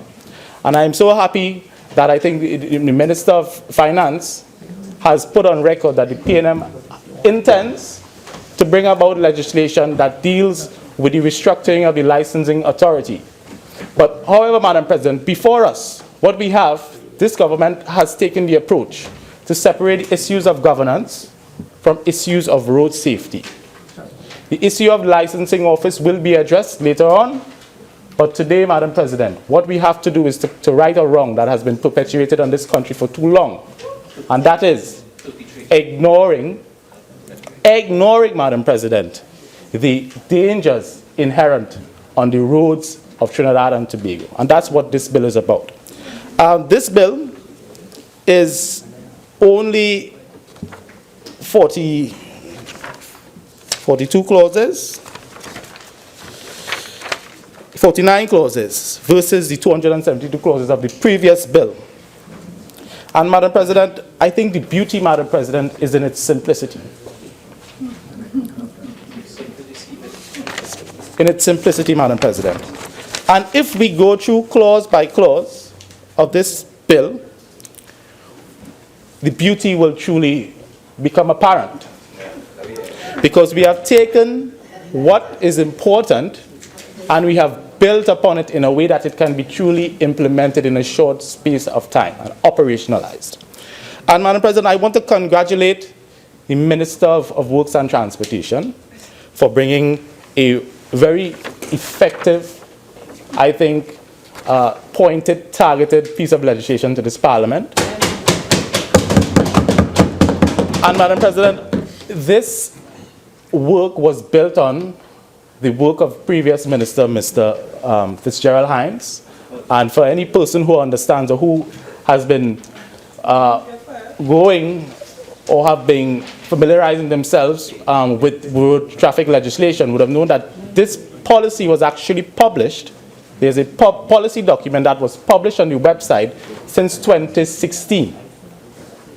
And it has been there for all to see, Madam President. And that policy, Madam President, I have it in my possession. And whereas the last bill, I would say, was loosely fitting. In fact, I would say it was a monstrosity almost, Madam President. It lacked vision, it lacked a particular direction. And Madam President, if we compare what the previous government tried to implement in 2014 to what we have today, and we juxtapose it against this policy document, Madam President, we will see the raising debt and the mischief that this bill is trying to correct. Well, Madam President, the mischief is in the long title, Madam President. I want to go to the policy document. It speaks to the objectives of this particular document, right? The policy says, A, to provide for the introduction of a legal and technological platform for the robust enforcement of offences under the Motor Vehicles and Road Traffic Act, Motor Vehicles and Road Traffic Enforcement Administration Act, while ensuring an effective and efficient disposal of matters that reach the court. So it speaks to the criminal justice system and providing that platform for the operationalization of the existing law. B, to encourage and promote safety on the nation's road network. I think we all can agree that that is a laudable objective. C, to improve the standard of living in Trinidad and Tobago by reducing the incidence of road traffic accidents. D, to utilize a modern system of demerit points to target habitual violators of traffic laws. E, to deter habitual violators of traffic laws by introducing the prospect of additional sanctions when certain traffic laws are breached. F, to give effect and to rehabilitate sanctions of violators of traffic laws. And G, to propose key amendments to the fixed penalty ticketing system that will ensure the improvement of the administrative process and the easy disposal of traffic matters before the court. So, Madam President, we have clear objectives, Madam President. And the Minister must be congratulated for taking that particular policy document and translating it into a simple, beautiful, workable, effective piece of legislation, Madam President. So I wanted to put that on record for persons who believe that by virtue of it being 49 clauses, somehow we had watered down bill's intention. But no, Madam President, we have focused our attention on what really matters, the imperatives, Madam President, of road safety in Trinidad and Tobago. And Madam President, this study, no doubt, was built upon or was informed by several studies that were done on road traffic safety in Trinidad and Tobago. For example, Madam President, the World Report on Road Traffic Injury Prevention, WHO, 2004, the Country Report, Global Status Report on Road Safety for the Republic of Trinidad and Tobago, that's a document also by the WHO, Carla Ruiz in 2008, the Global Status Report on Road Safety, GSRRS 2015. And Madam President, in these reports, I have with me, but I would commend all my colleagues to go online, pull them down, and they will truly get the context in which Trinidad and Tobago has been facing or has been faced with the dangers, the perennial problems that we have been faced on our roadways. And Madam President, this particular legislation, therefore, at its core, is data-driven, it is scientific, and it builds upon years of data compiled by international studies and local studies. So, the context, Madam President, for those who are interested, in Trinidad and Tobago, road fatalities and injuries is a problem that is faced by all manner of individual, not only pedestrians, drivers, passengers. But, Madam President, if we look at the road fatalities, for instance, we realize that it's equally distributed amongst those categories of individuals. Pedestrian, 31%, drivers of four-wheel vehicles, 40%, and passengers, 24%. So it really matters not. Road fatalities, it's a business for every single person who uses the roadways. So therefore, it is incumbent upon all us as responsible legislators, I think, to put aside parties and interests and to come together to pass this piece of legislation in the quickest, shortest space of time. And, Madam President, in the said WHO reports, what we found was that there's been no change in the level of road fatalities in 2013 to 2016. It has been at 16 per 100,000, and it has fallen slightly to about 14.1 to 100,000 persons more recently. But really and truly, when one compares that to, for instance, Sweden, Switzerland, and United Kingdom, these metropolitan countries have a fatality rate of about 3.3 in Switzerland's case per 100,000 persons per year. In the UK, 2.9 per 100,000 persons per year, and in Sweden, 2.8 per 100,000 persons per year. So we, as a country, we are failing miserably in our road traffic safety indicators. And, Madam President, in those studies, Madam President, it goes on to speak about national speed limits enforcement. Out of a scale of 10, Trinidad and Tobago, we are at a 4. As it relates to enforcement of national drink driving enforcement, we are at a mere 5 out of 10. So where we are, sometimes we are passing just, but most times, Madam President, we are failing. So, Madam President, that really is the context in which we are faced as a nation. And another key statistic that we ought to bear in mind is that the persons who are most likely to be involved in road fatalities are persons of my demographic, young males between the ages of 25 and 34. So this is a particular issue that really reaches home. It might not reach home to a number of individuals on the other side, given their age, but for me in particular, and Senator Avinash Singh, a number of us, Faris Alrari, yes. For some comments, yes. It's something that it touches home to all of us.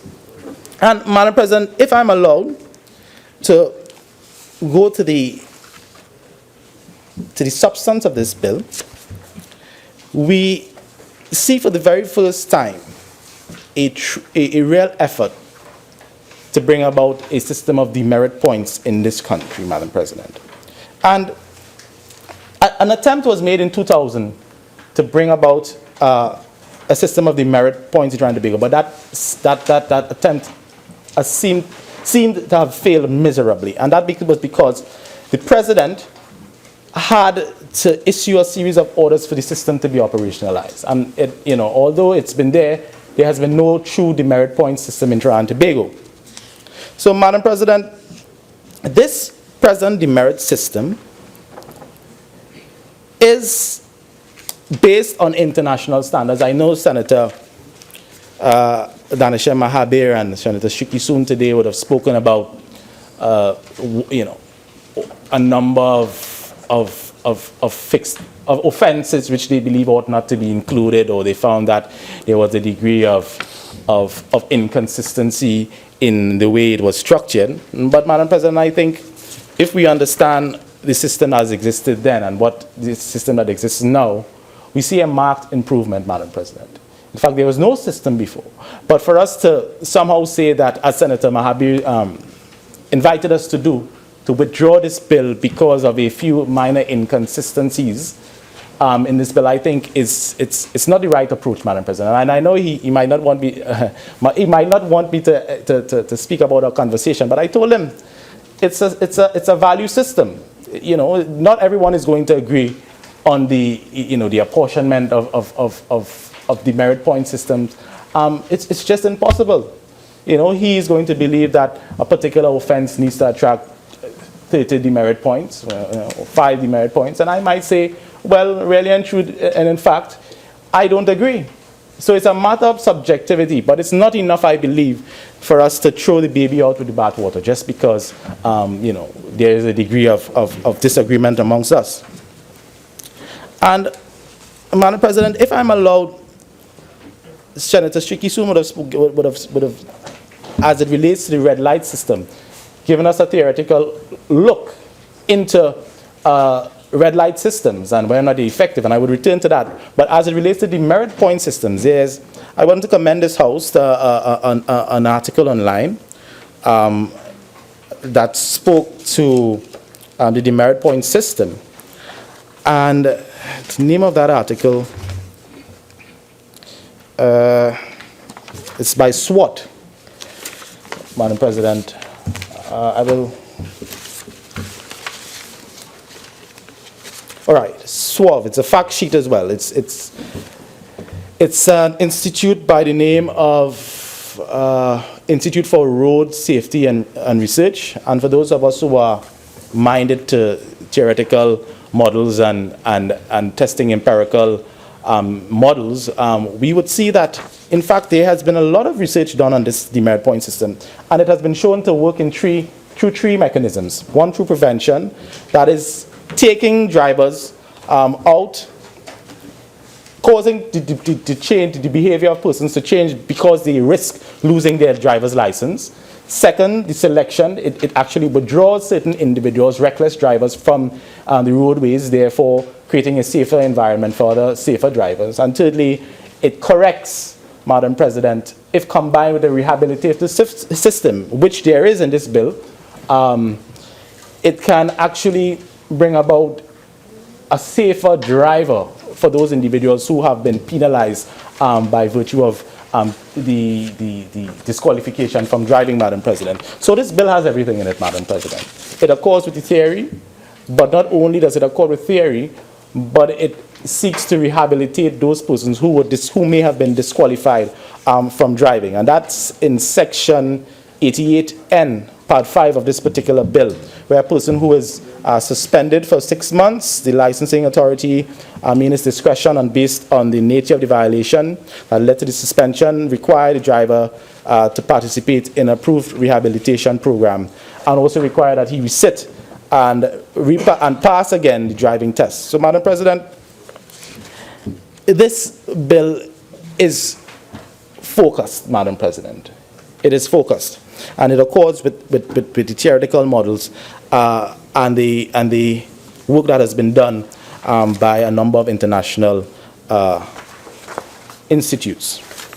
And, Madam President, the opposition should have no problem with this particular the merit point system, because under their legislation, they in fact had intended under Section 60 to introduce Section 62 to the minister could prescribe regulation and a system of awarding penalty points against persons convicted of an offense.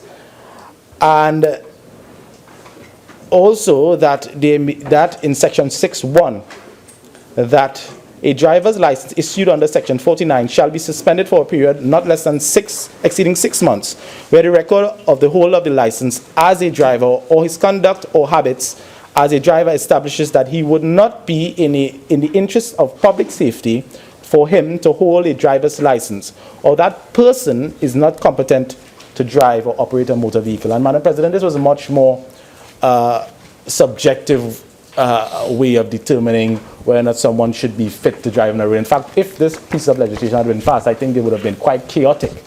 But what we have instead, rather, Madam President, in this piece of legislation is a system of the merit points which are clear, transparent, and so persons know exactly if they breach certain sections of the Motor Vehicle Traffic Act, they know exactly what type of penalty may be imposed. And, Madam President, I want to turn to the red light system, I know Senator Shrikissoon would have raised a number of issues about it, the red light camera system. And the Attorney General in his contribution would have spoken about the data they would have captured from the red light camera just outside. It's a shame that we don't have statistics for the country to know how many persons regularly breach red lights. However, Senator Shrikissoon in his contribution, I think, would have made a bit of a mountain out of a mole, really. And I say that because what this bill is doing, really, if there's an individual, if an individual is currently stopped, by a police officer, not even the traffic light, for running a red light, that's the same police officer is going to go into the court, if need be, and give evidence about, that individual breach of the traffic light. So to say that there needs to somehow be a separation from the individual who is analyzing or is capturing the information and is the person who goes into court, I think it's not really necessary, Madam President. And in fact, what this piece of legislation is actually doing now, it's lessening the offense. In fact, it's decriminalizing the offense. In fact, the individual is no longer going to be, first of all, it's proportionate. Not only is there going to be a citation notice, and there's the ability for the individual to contest. But, Madam President, this person, the individual is no longer going to be treated as an offender, but he's going to be treated as being committing a traffic violation. And that we had that by the exclusion of, I think, Section 64 of the Interpretation Act, Madam President. So, the bill, Madam President, the section as it relates to that provision is actually lessening the offense. So I don't think that it's so grave that this bill ought not to continue, or we need to make much it's much ado about nothing, really, Madam President. And it's a demerit point system. It's a fine of $1,000. Sorry, there's no demerit points for this violation. In fact, it's only a fine of $1,000. And there are a lot of safeguards in Section 79M and 79N of this bill, which would allow an individual who is in proceedings before the court to be able to challenge. There's safeguards administratively, and there's safeguards because it's only a prima facie evidence. It means that there's a rebuttable presumption that he can go into court and show somehow that, in fact, I didn't actually run the red light. So, and the UNC Court, I heard them desk stumping just now, but really and truly, if we look at their bill, it's the exact same thing. In fact, it was worse. There was no citation notice. There was no notice to contest. There was nothing. No proportionality. So there's no proportionality. So why are you stumping the desk? You know what I mean? You should just keep quiet, and say, let's support this bill, and it's going to bring about a safer system, less road traffic deaths, injuries to individuals. You should just, keep quiet. So, Madam President, for those who want to look at the chalk and cheese, just look at Section 205 of the previous bill to see what the previous government tried to foist on the road traffic system of Trinidad and Tobago. So, Madam President, as it relates to I know Senator Shrikissoon would have spoken a bit about the international studies done on it, and I have one from the Transport for London, which those who would know, it's the agency that regulates transport in London. Yes, and they would have spoken about the experience in London, in the UK, where the deployment of red light cameras resulted in the reduction of accidents at signalized intersections, right? And also in Glasgow, they showed there was a 25% drop in accidents at signalized junctions, including a 67% drop in fatal accidents, a 40% drop in serious accidents, a 25% drop in slight accidents, and a 22% drop in non-injury accidents. Now, Madam President, the jury is out in Trinidad and Tobago because we have not yet implemented such a system. But I'm sure if you know that there's a possibility that you're going to be captured by a red light camera, you're going to drive much more carefully. I think it's common sense. No one's going to know that there's a system. Big Brother is out there looking for you. A fine. There's going to be a fine in your post box for $1,000, right? You don't want to go to court, to contest. Nobody wants that trouble. So you will automatically start to drive safer. Not so, Senator Sturge? Yeah. Okay, all right. But when you get up, I know you're going to make your point. But in any event, Madam President, I think that it's intuitive, right? One doesn't have to be a rocket scientist. One doesn't have to be a road traffic specialist or work at the Ministry of Works and Transportation to know that if you think that there is a chance that you're going to be penalized for breaching a particular law, you're going to be a bit more circumspect. Yes? So, Madam President, that's what I wanted to say as it relates to the red light camera system. And, Madam President, as it relates to the question of decriminalization, I had the opportunity to, in my capacity as the president of the Heliconia Foundation yesterday to sit with young professionals and speak about decriminalization as a concept. And we touched on a number of issues, including road traffic accidents. And I can tell you, if we want to change the attitudes and behaviors of individuals, and young professionals, as I just pointed out, seem to suffer from road fatalities more than any other category, we have to ask ourselves, what is going to make a young individual adjust his behavior on the road? And Madam President, it has been shown that notwithstanding the existence of offenses on our nation's books for so many years, that there has really been no change in and I pointed statistics before in the reduction in road fatalities in our country. So the question I have, Madam President, is, and I posed to them, is whether or not decriminalizing and a system coupled with a system of demerit points was going to be much more effective than a system of hauling one off to court, putting them through the magistrate system with its attendant delays, and fining them and then giving them a slap on the wrist. Is that going to change their behavior more than if they had a system of demerit points where they knew, having had the first offense, there's a likelihood of a disqualification and a withdrawal of the privilege of driving. And Madam President, I think it's clear. Decriminalization can, in fact, when coupled with the right mechanisms, as there is in this bill, lead to the type of behavior that we want on our nation's road. And Madam President, drink driving, for instance, under this new system, is going to attract a demerit points of nine demerit points, right? And Madam President, I had the opportunity, the unfortunate opportunity, I would say, to go to the Piaco police station. I don't want to say too much, because I was called by a good friend of mine one morning at 3 a.m.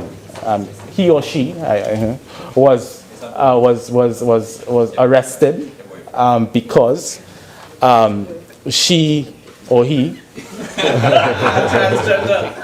right, or she or she right, was the individual.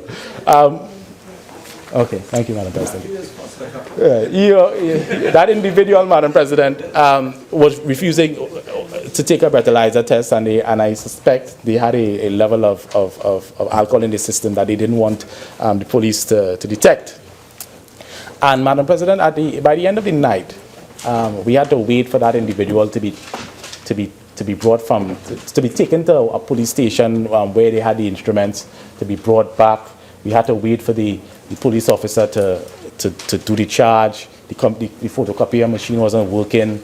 It was terrible, right, Madam President? And I left that police station about 6 a.m. that morning, and I told that individual that I am not going to the magistrate court with you on Monday, because it was a Friday, to hear the magistrate read any charges to you and you have your plea in mitigation and all that kind of drama that usually happens in the magistrate court. Madam President, I don't like the magistrate's court at all.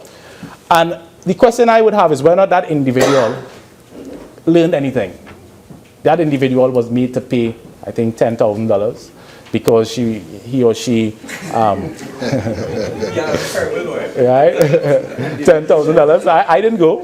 Right? That individual was meant to pay $10,000. But the question is I would have is whether or not that individual really learned a lesson. You know, that individual paid money. The person was a person of means. So $10,000 really, didn't hurt them in any form or fashion. And I don't really believe that there was any change. It's an interesting study that one could perform, see to what extent those laws that exist change the culture of reckless drivers or persons who are prone to alcohol. And Madam President, in winding up, I want to say that this bill is focused. Unlike the previous bill, it focuses attention, it separates the governance issues and deals directly with road traffic safety in Trinidad and Tobago. And Madam President, I would like to commend again the Minister of Works and Transportation and his team, public servants, for bringing, and the Attorney General, Madam President, I apologize, for bringing a wonderful piece of legislation that I think will redound to the benefit of all sections of our population in making Trinidad and Tobago a safer, more secure place to drive our vehicles. And I thank you, Madam President.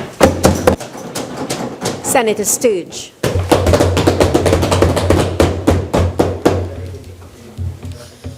Madam President, I thank you for the opportunity to join in this debate.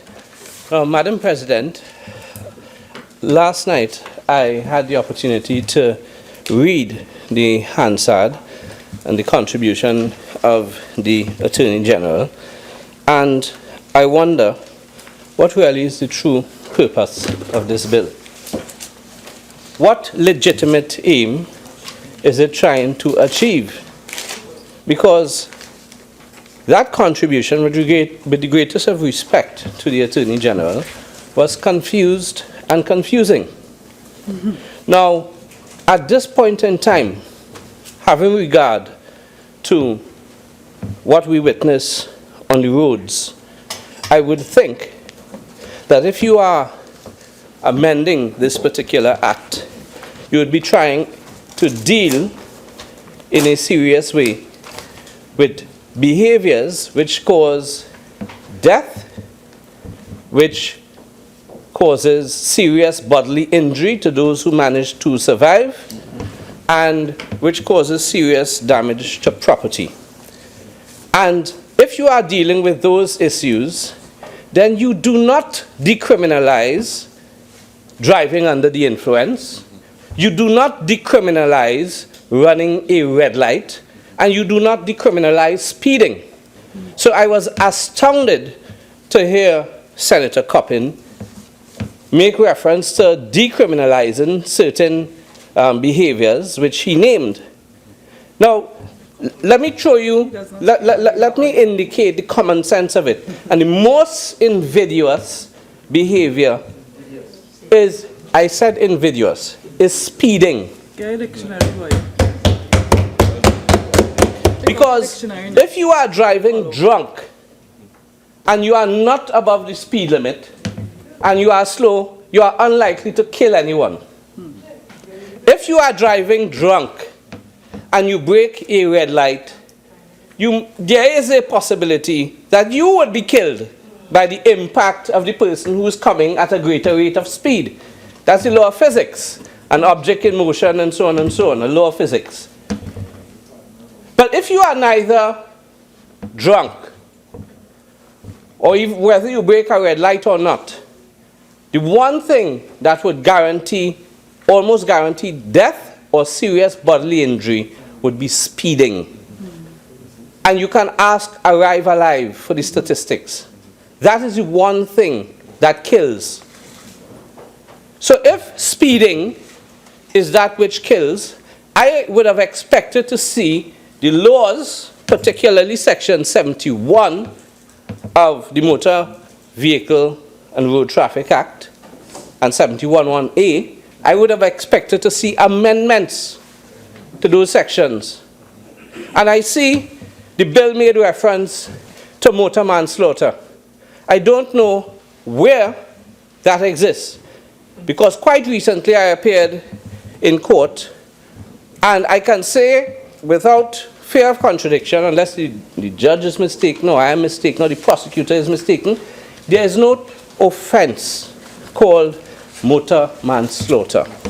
In this, so I don't understand how it arrived in the bill, because the offense is causing death by dangerous driving. That's the offense, section 71(1). Now, the unfortunate thing about causing death by dangerous driving is this. And if I may be permitted to read from a judgment of Justice Budu Singh when he sat in the criminal assizes, S17 of 07, and more particularly paragraph 12 of his judgment dealing with excessive speed. He says, excessive speed may, in an appropriate case, constitute dangerous driving. So far, so good. But he goes on, His Lordship. However, excessive speed by itself does not automatically lead to the conclusion that a person was driving dangerously. But the statistics would show that most of the road fatalities were caused by speed. And in many cases, you have no witness to say what maneuver was performed. You just hear a bang, everybody runs out to help, and you can ascertain from the damage to the vehicle that speed was the operative factor. 55%. But we are still stuck with a law which existed for many decades, which basically says we don't have motor manslaughter, it is death, causing death by dangerous driving. And when one, I'm not going to go into any detail because I would take up too much of my time and I have so many other issues. Yes, I'm just being shown an article in the Newsday. What date is this? The date will be given to my lady, Saturday, April 30th, 2016, where there are statistics which in essence show of the 127 fatal road fatalities, in which 146 persons lost their lives. It gives the age group, but it in essence says that 55% of all fatalities will be dealing with drunk driving, and it gives the percentage dealing with. But I would ask the Attorney General, although I sincerely believe this bill should be withdrawn, because there's so much to amend, it would make very little sense. But if you wish to, and with the greatest of respect, I mean no disrespect whatsoever, and I'm leaving the politics out of it because it deals with a very serious issue. But by the nature of the law, the legal provision that we have, it is clear that we need to get in line with what obtains in the United Kingdom. Because too many persons who speed, who cause death by dangerous driving, there's no evidence to convict them, because the only evidence is someone coming to say, well, it's obvious he was speeding. And the law is quite clear that speeding is simply not enough. So that is the bit of law I hope to see amended. But sadly, it's not amended.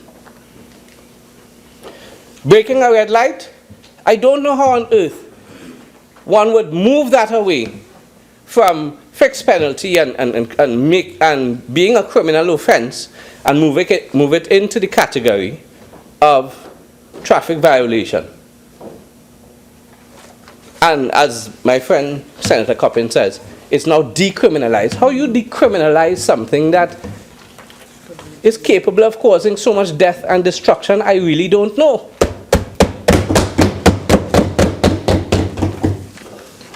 And of course, the DUI is another aspect.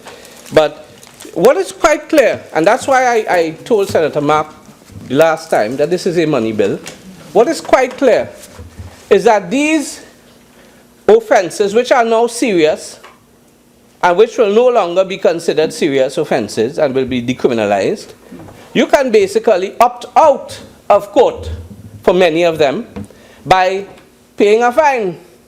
So you can break serious laws that usually lead to serious consequences, and you basically get away simply because you have the money to pay. So I want to disagree with Senator Coppin, because if you want to achieve a result, you don't decriminalize, because you are sending the signal that, well, it's not so serious anymore. Yes, poor fellow. And the thing is, it must be very serious. But let me move on and not take the distraction. I want to move on to the regime where the Attorney General is seeking to create a dichotomy and two regimes in essence by saying, well, there'll still be a regime dealing with the more serious offenses, and they'll be and they are described as offenses. And he seeks to move some of these offenses into the realm of traffic violations. And from reading his speech, he seems to be saying, well, we are taking it out of the criminal law, or we are not making them offenses, and it wouldn't be subject to Section 64 of the Interpretation Act. Now, the troubling thing is this, and that's at the very beginning of the Act. Several of the initiatives posed by the Attorney General, as well-intentioned as they may be, and they say the road to hell is paved with good intentions, as well-intentioned as they may be, they violate Sections 4 and 5 of the Constitution, which I will deal with very shortly. But the first thing is, let's deal with traffic violations. You claim that you are changing the nomenclature, because that's all it is. Yeah. It's a change in the nomenclature. So you are not going to call it offense anymore. You are going to call it traffic violation, and it is dealt with differently, and there's no court, or there's court only in limited circumstances, and so on and so on. So far, so good.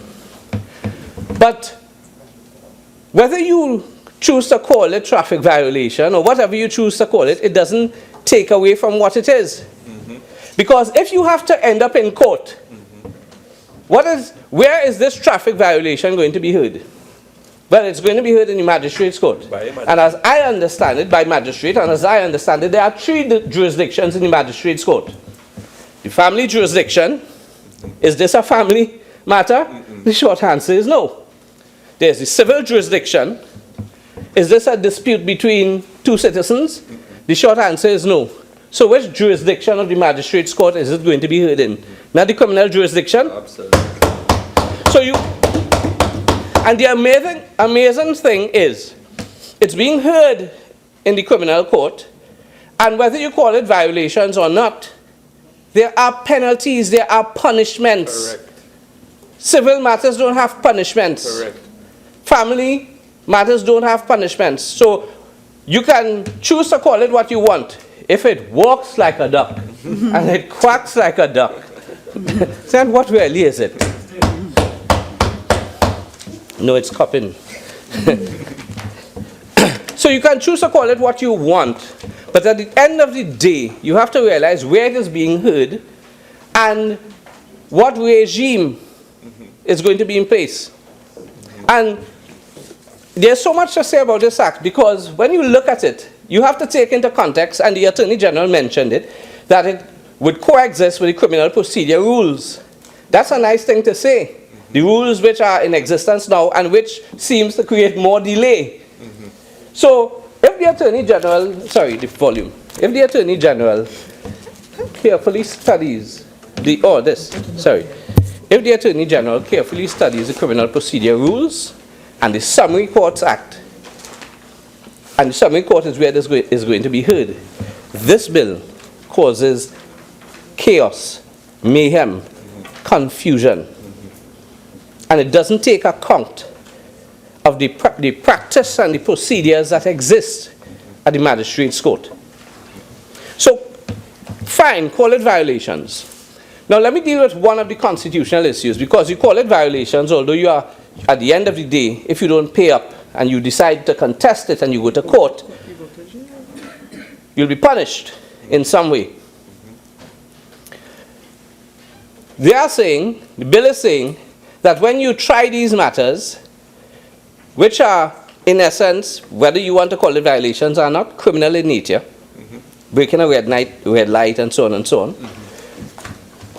that the state has to prove the offenses on a balance of probabilities.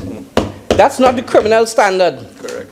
The criminal standard, and I wish I had my Blackstone's criminal practice here, but there's a famous quote in the seminal case of Wilmington and the DPP, that in all criminal proceedings or proceedings that take on that flavor, who must bear the burden of proof? The state. And the standard of proof is beyond reasonable doubt. And the judge went on so far as to say, no attempt to whittle down this standard shall be countenanced. Now, the judge went on further to say that you can interfere if statute says so, but it says in exceptional cases. And the beauty of it is, Wilmington was decided at a time when the British had no written constitution, when they didn't have the Human Rights Act of 1998. So that law took on a different flavor. And these things were ruled to be in violation, or as they call it, the court would say there's a certificate of incompatibility. Because if you are seeking to try persons with criminal offenses and you either shift the burden of proof to one party, or you lower the standard to balance of probabilities, then that is inconsistent with the Human Rights Act 1998. Of course, just now there's Brexit, and just now they may not have it, and they revert it. So that is one violation. Because, and before I go on, if I can refer to where these violations come in essence, Section 4, and permit me to read very briefly, Section 4 of the Constitution, it's 4A, and in essence deals with the fundamental human rights which exist and shall continue to exist, and more particularly 4A, the right of the individual, and let me leave out the first part and deal with the operative part, the right of the individual to enjoyment of property, and the right not to be deprived thereof except by due process of law. I'll come to that soon. B is the right of the individual to the protection of the law. And then there's Section 5(2)(e), which deals with Parliament cannot pass any legislation which may abrogate, abridge, infringe, authorize, and so on, the abridgment of these rights without prejudice, and the rights in particular, Parliament shall not pass laws which deprive a person of the right to a fair hearing in accordance with the principles of fundamental justice for the determination of his rights and obligations, and so on. So, and of course, the right to a fair and public hearing, which is one of the other rights in Section 5. Now, we move away from the burden and standard of proof, which by itself is a constitutional violation, and then we look at the procedures which are to be adopted. And when you look at the procedures to be adopted, in this act, you can be tried behind your back. Now, which Trinidad national would want to be tried behind his back? It's bad enough to gossip, but should the state be legislating that an allegation can be made and you can be tried behind your back? That must be wrong. That must violate the protection of the law issue under the Constitution and the due process requirements under the Constitution and the fair hearing rights under the Constitution. So the Act makes it clear it's a violation being tried by a criminal court with punishment. Call it violation, call it what you want. So The Act makes it clear, first of all, let me deal with this section because there's a curious section where your vehicle, which is also the subject of the Act, which says, and the Act says that owning a vehicle or your vehicle being registered is a condition, and breach of the provisions of the Act would be a breach of the provision, and therefore the punishment would be your vehicle would be deregistered, or you can't transact with the vehicle. Is a vehicle not property under Section 4 of the Constitution? Correct. And in some instances in this Act, you are going to be deprived of that property without due process of law. Because right in here, there's a provision which says, in essence, if a police officer sees a vehicle dealing with a violation, it's 81(2), where a constable finds a vehicle on any occasion has reason to believe that a traffic violation is being or has been committed and so on, he can affix a fixed penalty notice to any part of the vehicle and so on, and that is deemed service. Now what happens if a vagrant come and move that notice and you never get it? What happens if your girlfriend who's talking here, know your inside area or shakers or whatever, and removes the notice? Then you never have notice. And then you don't show up in court, and with some of these violations, the police officer doesn't even have to show up in court. Ex parte too. Yeah, he could show up ex parte. The matter can be dealt with ex parte. There are quite a number of provisions that can be dealt with ex parte. So they serve you, they say this is good service. The police officer, in fact, could say he issue you. He knows your vehicle number, but you and him have some dispute over a woman, and he decide he go and issue a notice and pay it on your car. Or at least he say he pay it on your car, and you never turn up. Then you are dealt with under the law, behind your back. That can't be right. What if the notice flies away? There are so many circumstances, exigencies, and so on that can take place, that this makes absolutely no sense. But let me deal with the parts where they say evidence prima facie, the red light violations. In the section referred to by my learned friend, and I wouldn't go into details, Senator Shrikissoon, imagine statute is going to limit you to 2 defenses. And it outlines the 2 defenses, and it's either you can fall within these 2 defenses or you have no defense at all. And that, again, cannot be right. It cannot be fair. That's a fair hearing issue. 79J. 79J. Let me see.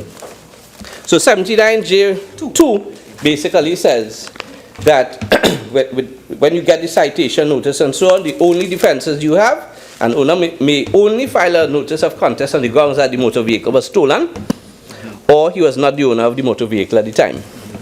What about if someone borrowed your vehicle without your knowledge? What about if someone is using your vehicle, as my learned friend said, with false number plates? And that's just 2.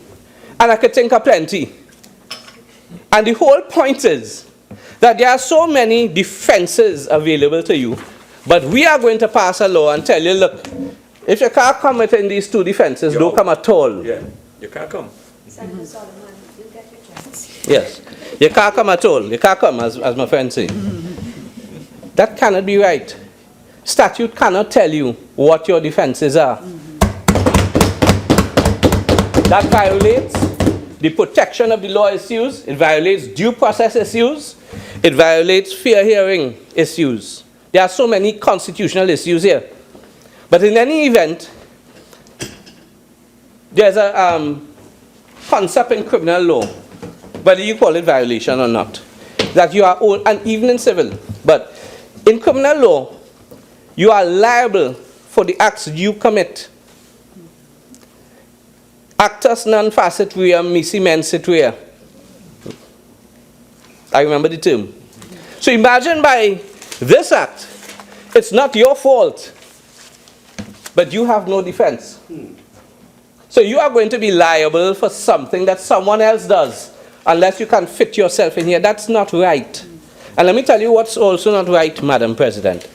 I don't know how it's going to work with the criminal procedure rules because this contradicts it. I don't know how it's going to work with the Summary Courts Act because this contradicts it. But quite clearly, a citation, unless we amend it in a specific way, cannot amount. Yes, cannot amount.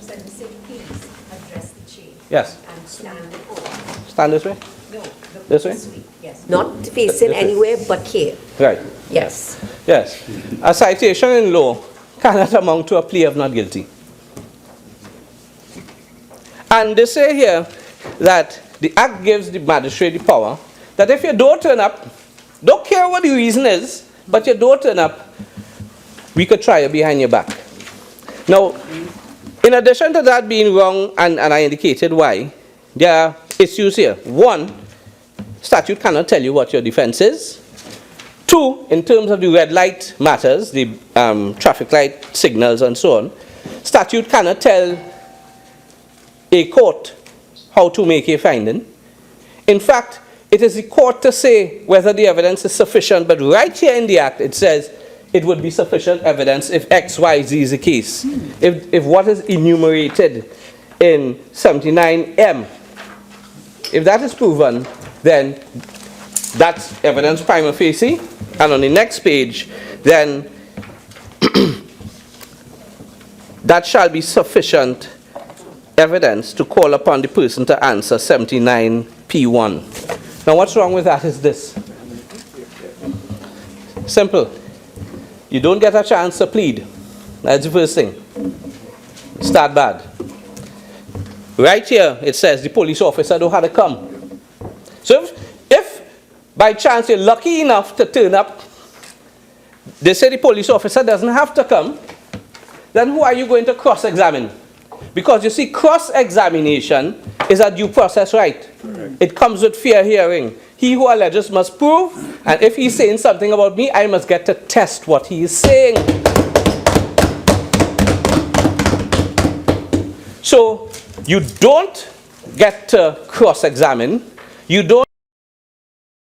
So that's two violations of the due process rights under the Constitution. But here, what is worse?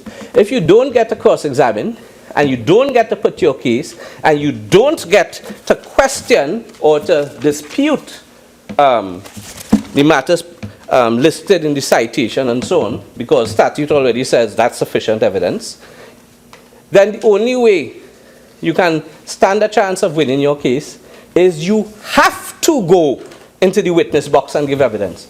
Now, I am not hearing Senator Coppin, but in this jurisdiction, for the time being, we all have a right to silence. It means a right to remain where you are and let the other side, since he's making the allegation, prove his case. And at the end of it, you can say, I reserve my right to silence, I'm not giving evidence. But quite clearly, this Act says, well, it's clear, since the statute says what a prima facie case is, the statute says what sufficient evidence is, and the statute says the police officer don't have to come, so you can't cross-examine him and put your case and prove your case through him, then you have no choice but to go into the witness box and risk what? The privilege against self-incrimination, which is another due process right.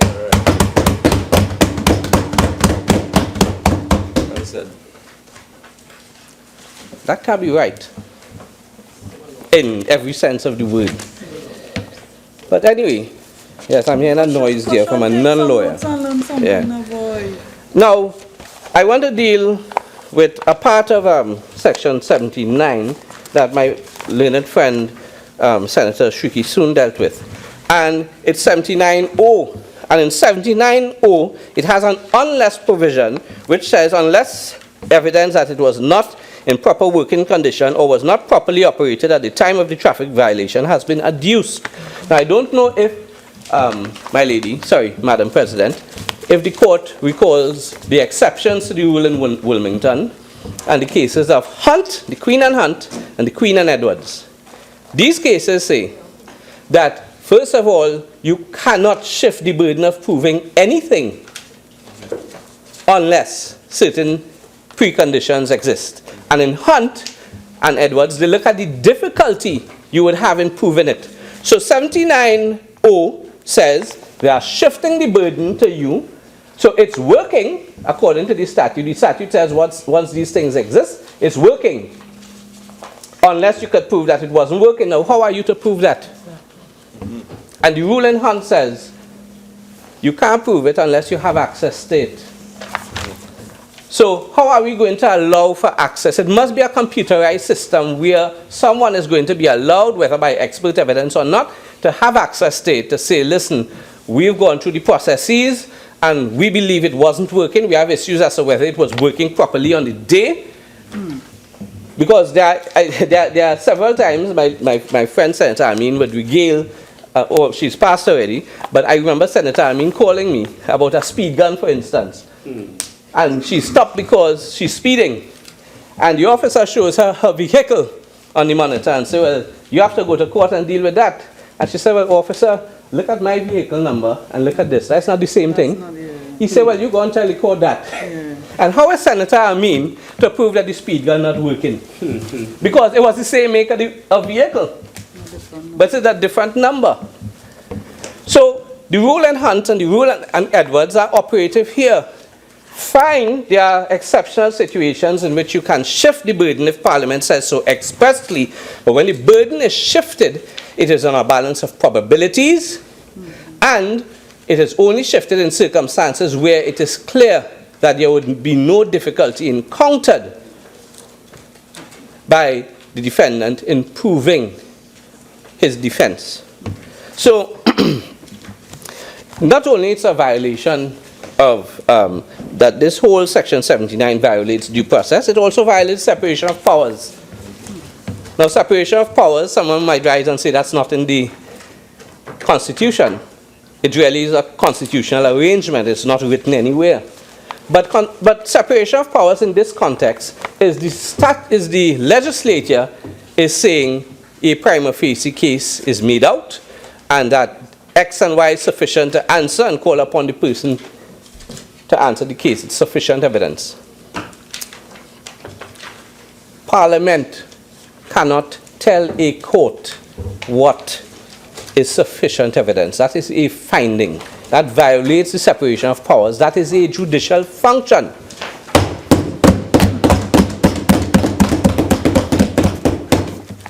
Let me move on.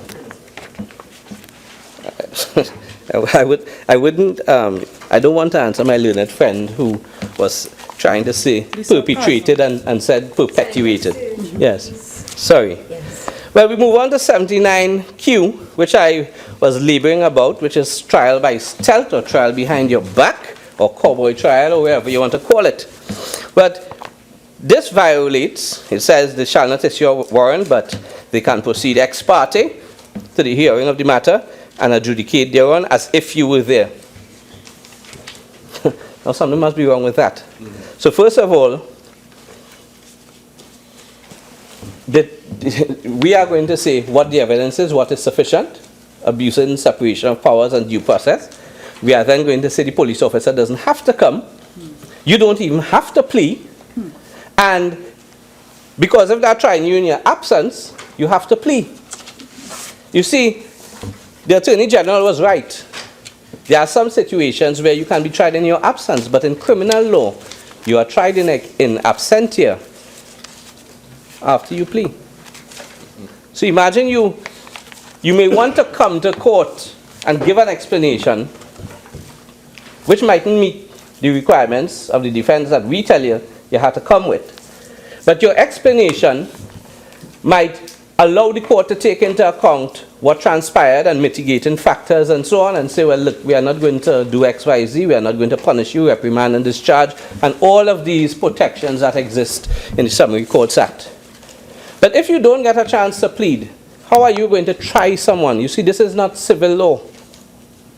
In civil law, you don't turn up. Once you prove service of the writ, and that's the point, you have to prove service. Once you prove service of the writ, and the defendant doesn't turn up, by all means, try him.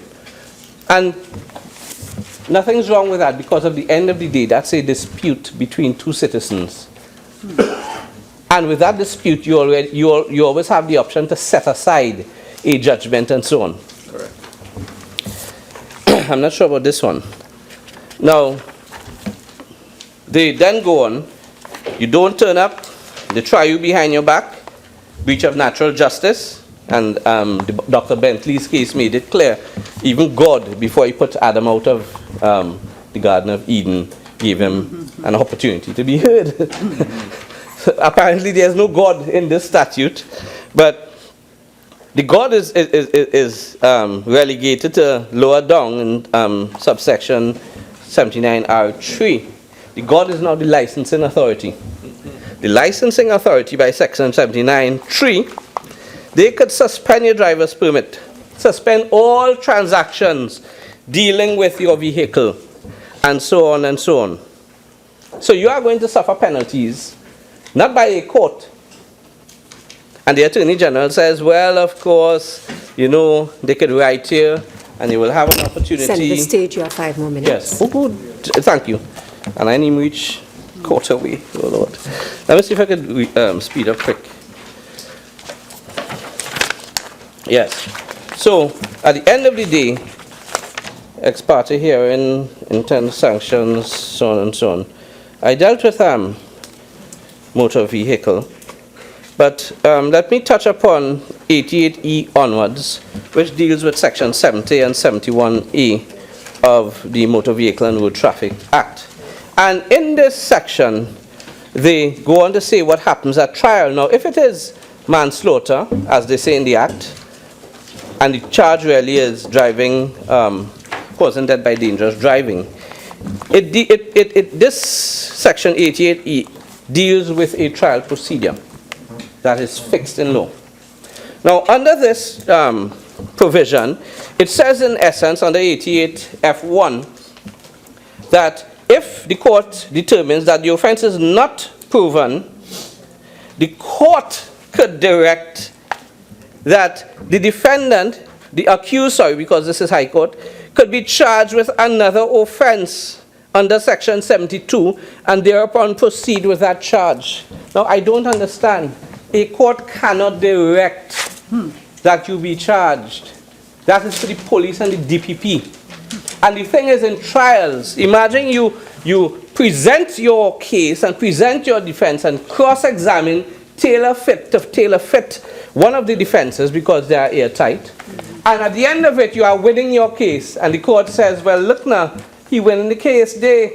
You know what? The state will lose the case. You can't prove your case under this section. You know what? Charge him under section 72. So the court now is usurping the function of the DPP and directing charges to be laid against you, and then turn around in the later section, after they direct that section 72 offenses be charged, turn around and hear it. So imagine the court is the prosecutor telling the prosecutor, charge under 72, because right now you're failing under 71 or 70. And when you change to 72, if the court directs that you be tried under 72, the court already has a mindset. You're not guilty? You're guilty. And mind you, this happens in the presence of a jury. And it says what the powers of the court is to adjourn if the defendant may be prejudiced in his defense by the new charge. This takes away from existing law, which has existed since the 1960s. That if that occurs, you have something called autrefois acquit, and you are entitled to that. But this removes that concept, that constitutional right to make a plea in bar or make any plea autrefois acquit. Because the court is now saying, don't mind that. The legislature said, no business with that. We don't move that constitutional right, and I could do what I want to do. But here was the wickedness in this section. Whereas the court at present says, you can discharge the jury and order a new trial, this section says no. All you can do is adjourn. Now, if you adjourn, and the jury done here that you was going down a certain way with your defense, and a new charge comes, which clearly you're now bottled into, how are you going to get a fair trial for this, before this jury? By the judge saying, well, what you heard on here, and here different. This is contrary to natural justice. Not only natural justice, this is contrary to your constitutional rights to a fair hearing. This cannot be a fair hearing. If after the jury has heard evidence and you spin around, charge you, and then the same jury, instead of you getting a fair trial before a fair and impartial tribunal, which the Constitution says you are entitled to, now you are before the same jury who are going to make a finding of guilt. That cannot be right, Madam President, and I see that I have 30 seconds, I believe. There are a few things I wanted to say. I don't know how quick, so go on. 20 seconds. Which do I leave out, I think? Yeah. I think by trying to see what I shouldn't leave out, I'm running down the clock. I don't think the other things I can say can be said in the next 8 seconds. So in the circumstances, I thank you.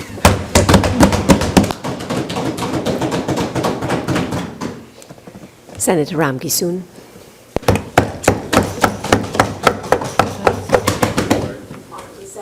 At this stage, we will suspend and we will return at 10 minutes to 6. Senator Shrikissoon will be the first speaker when we resume.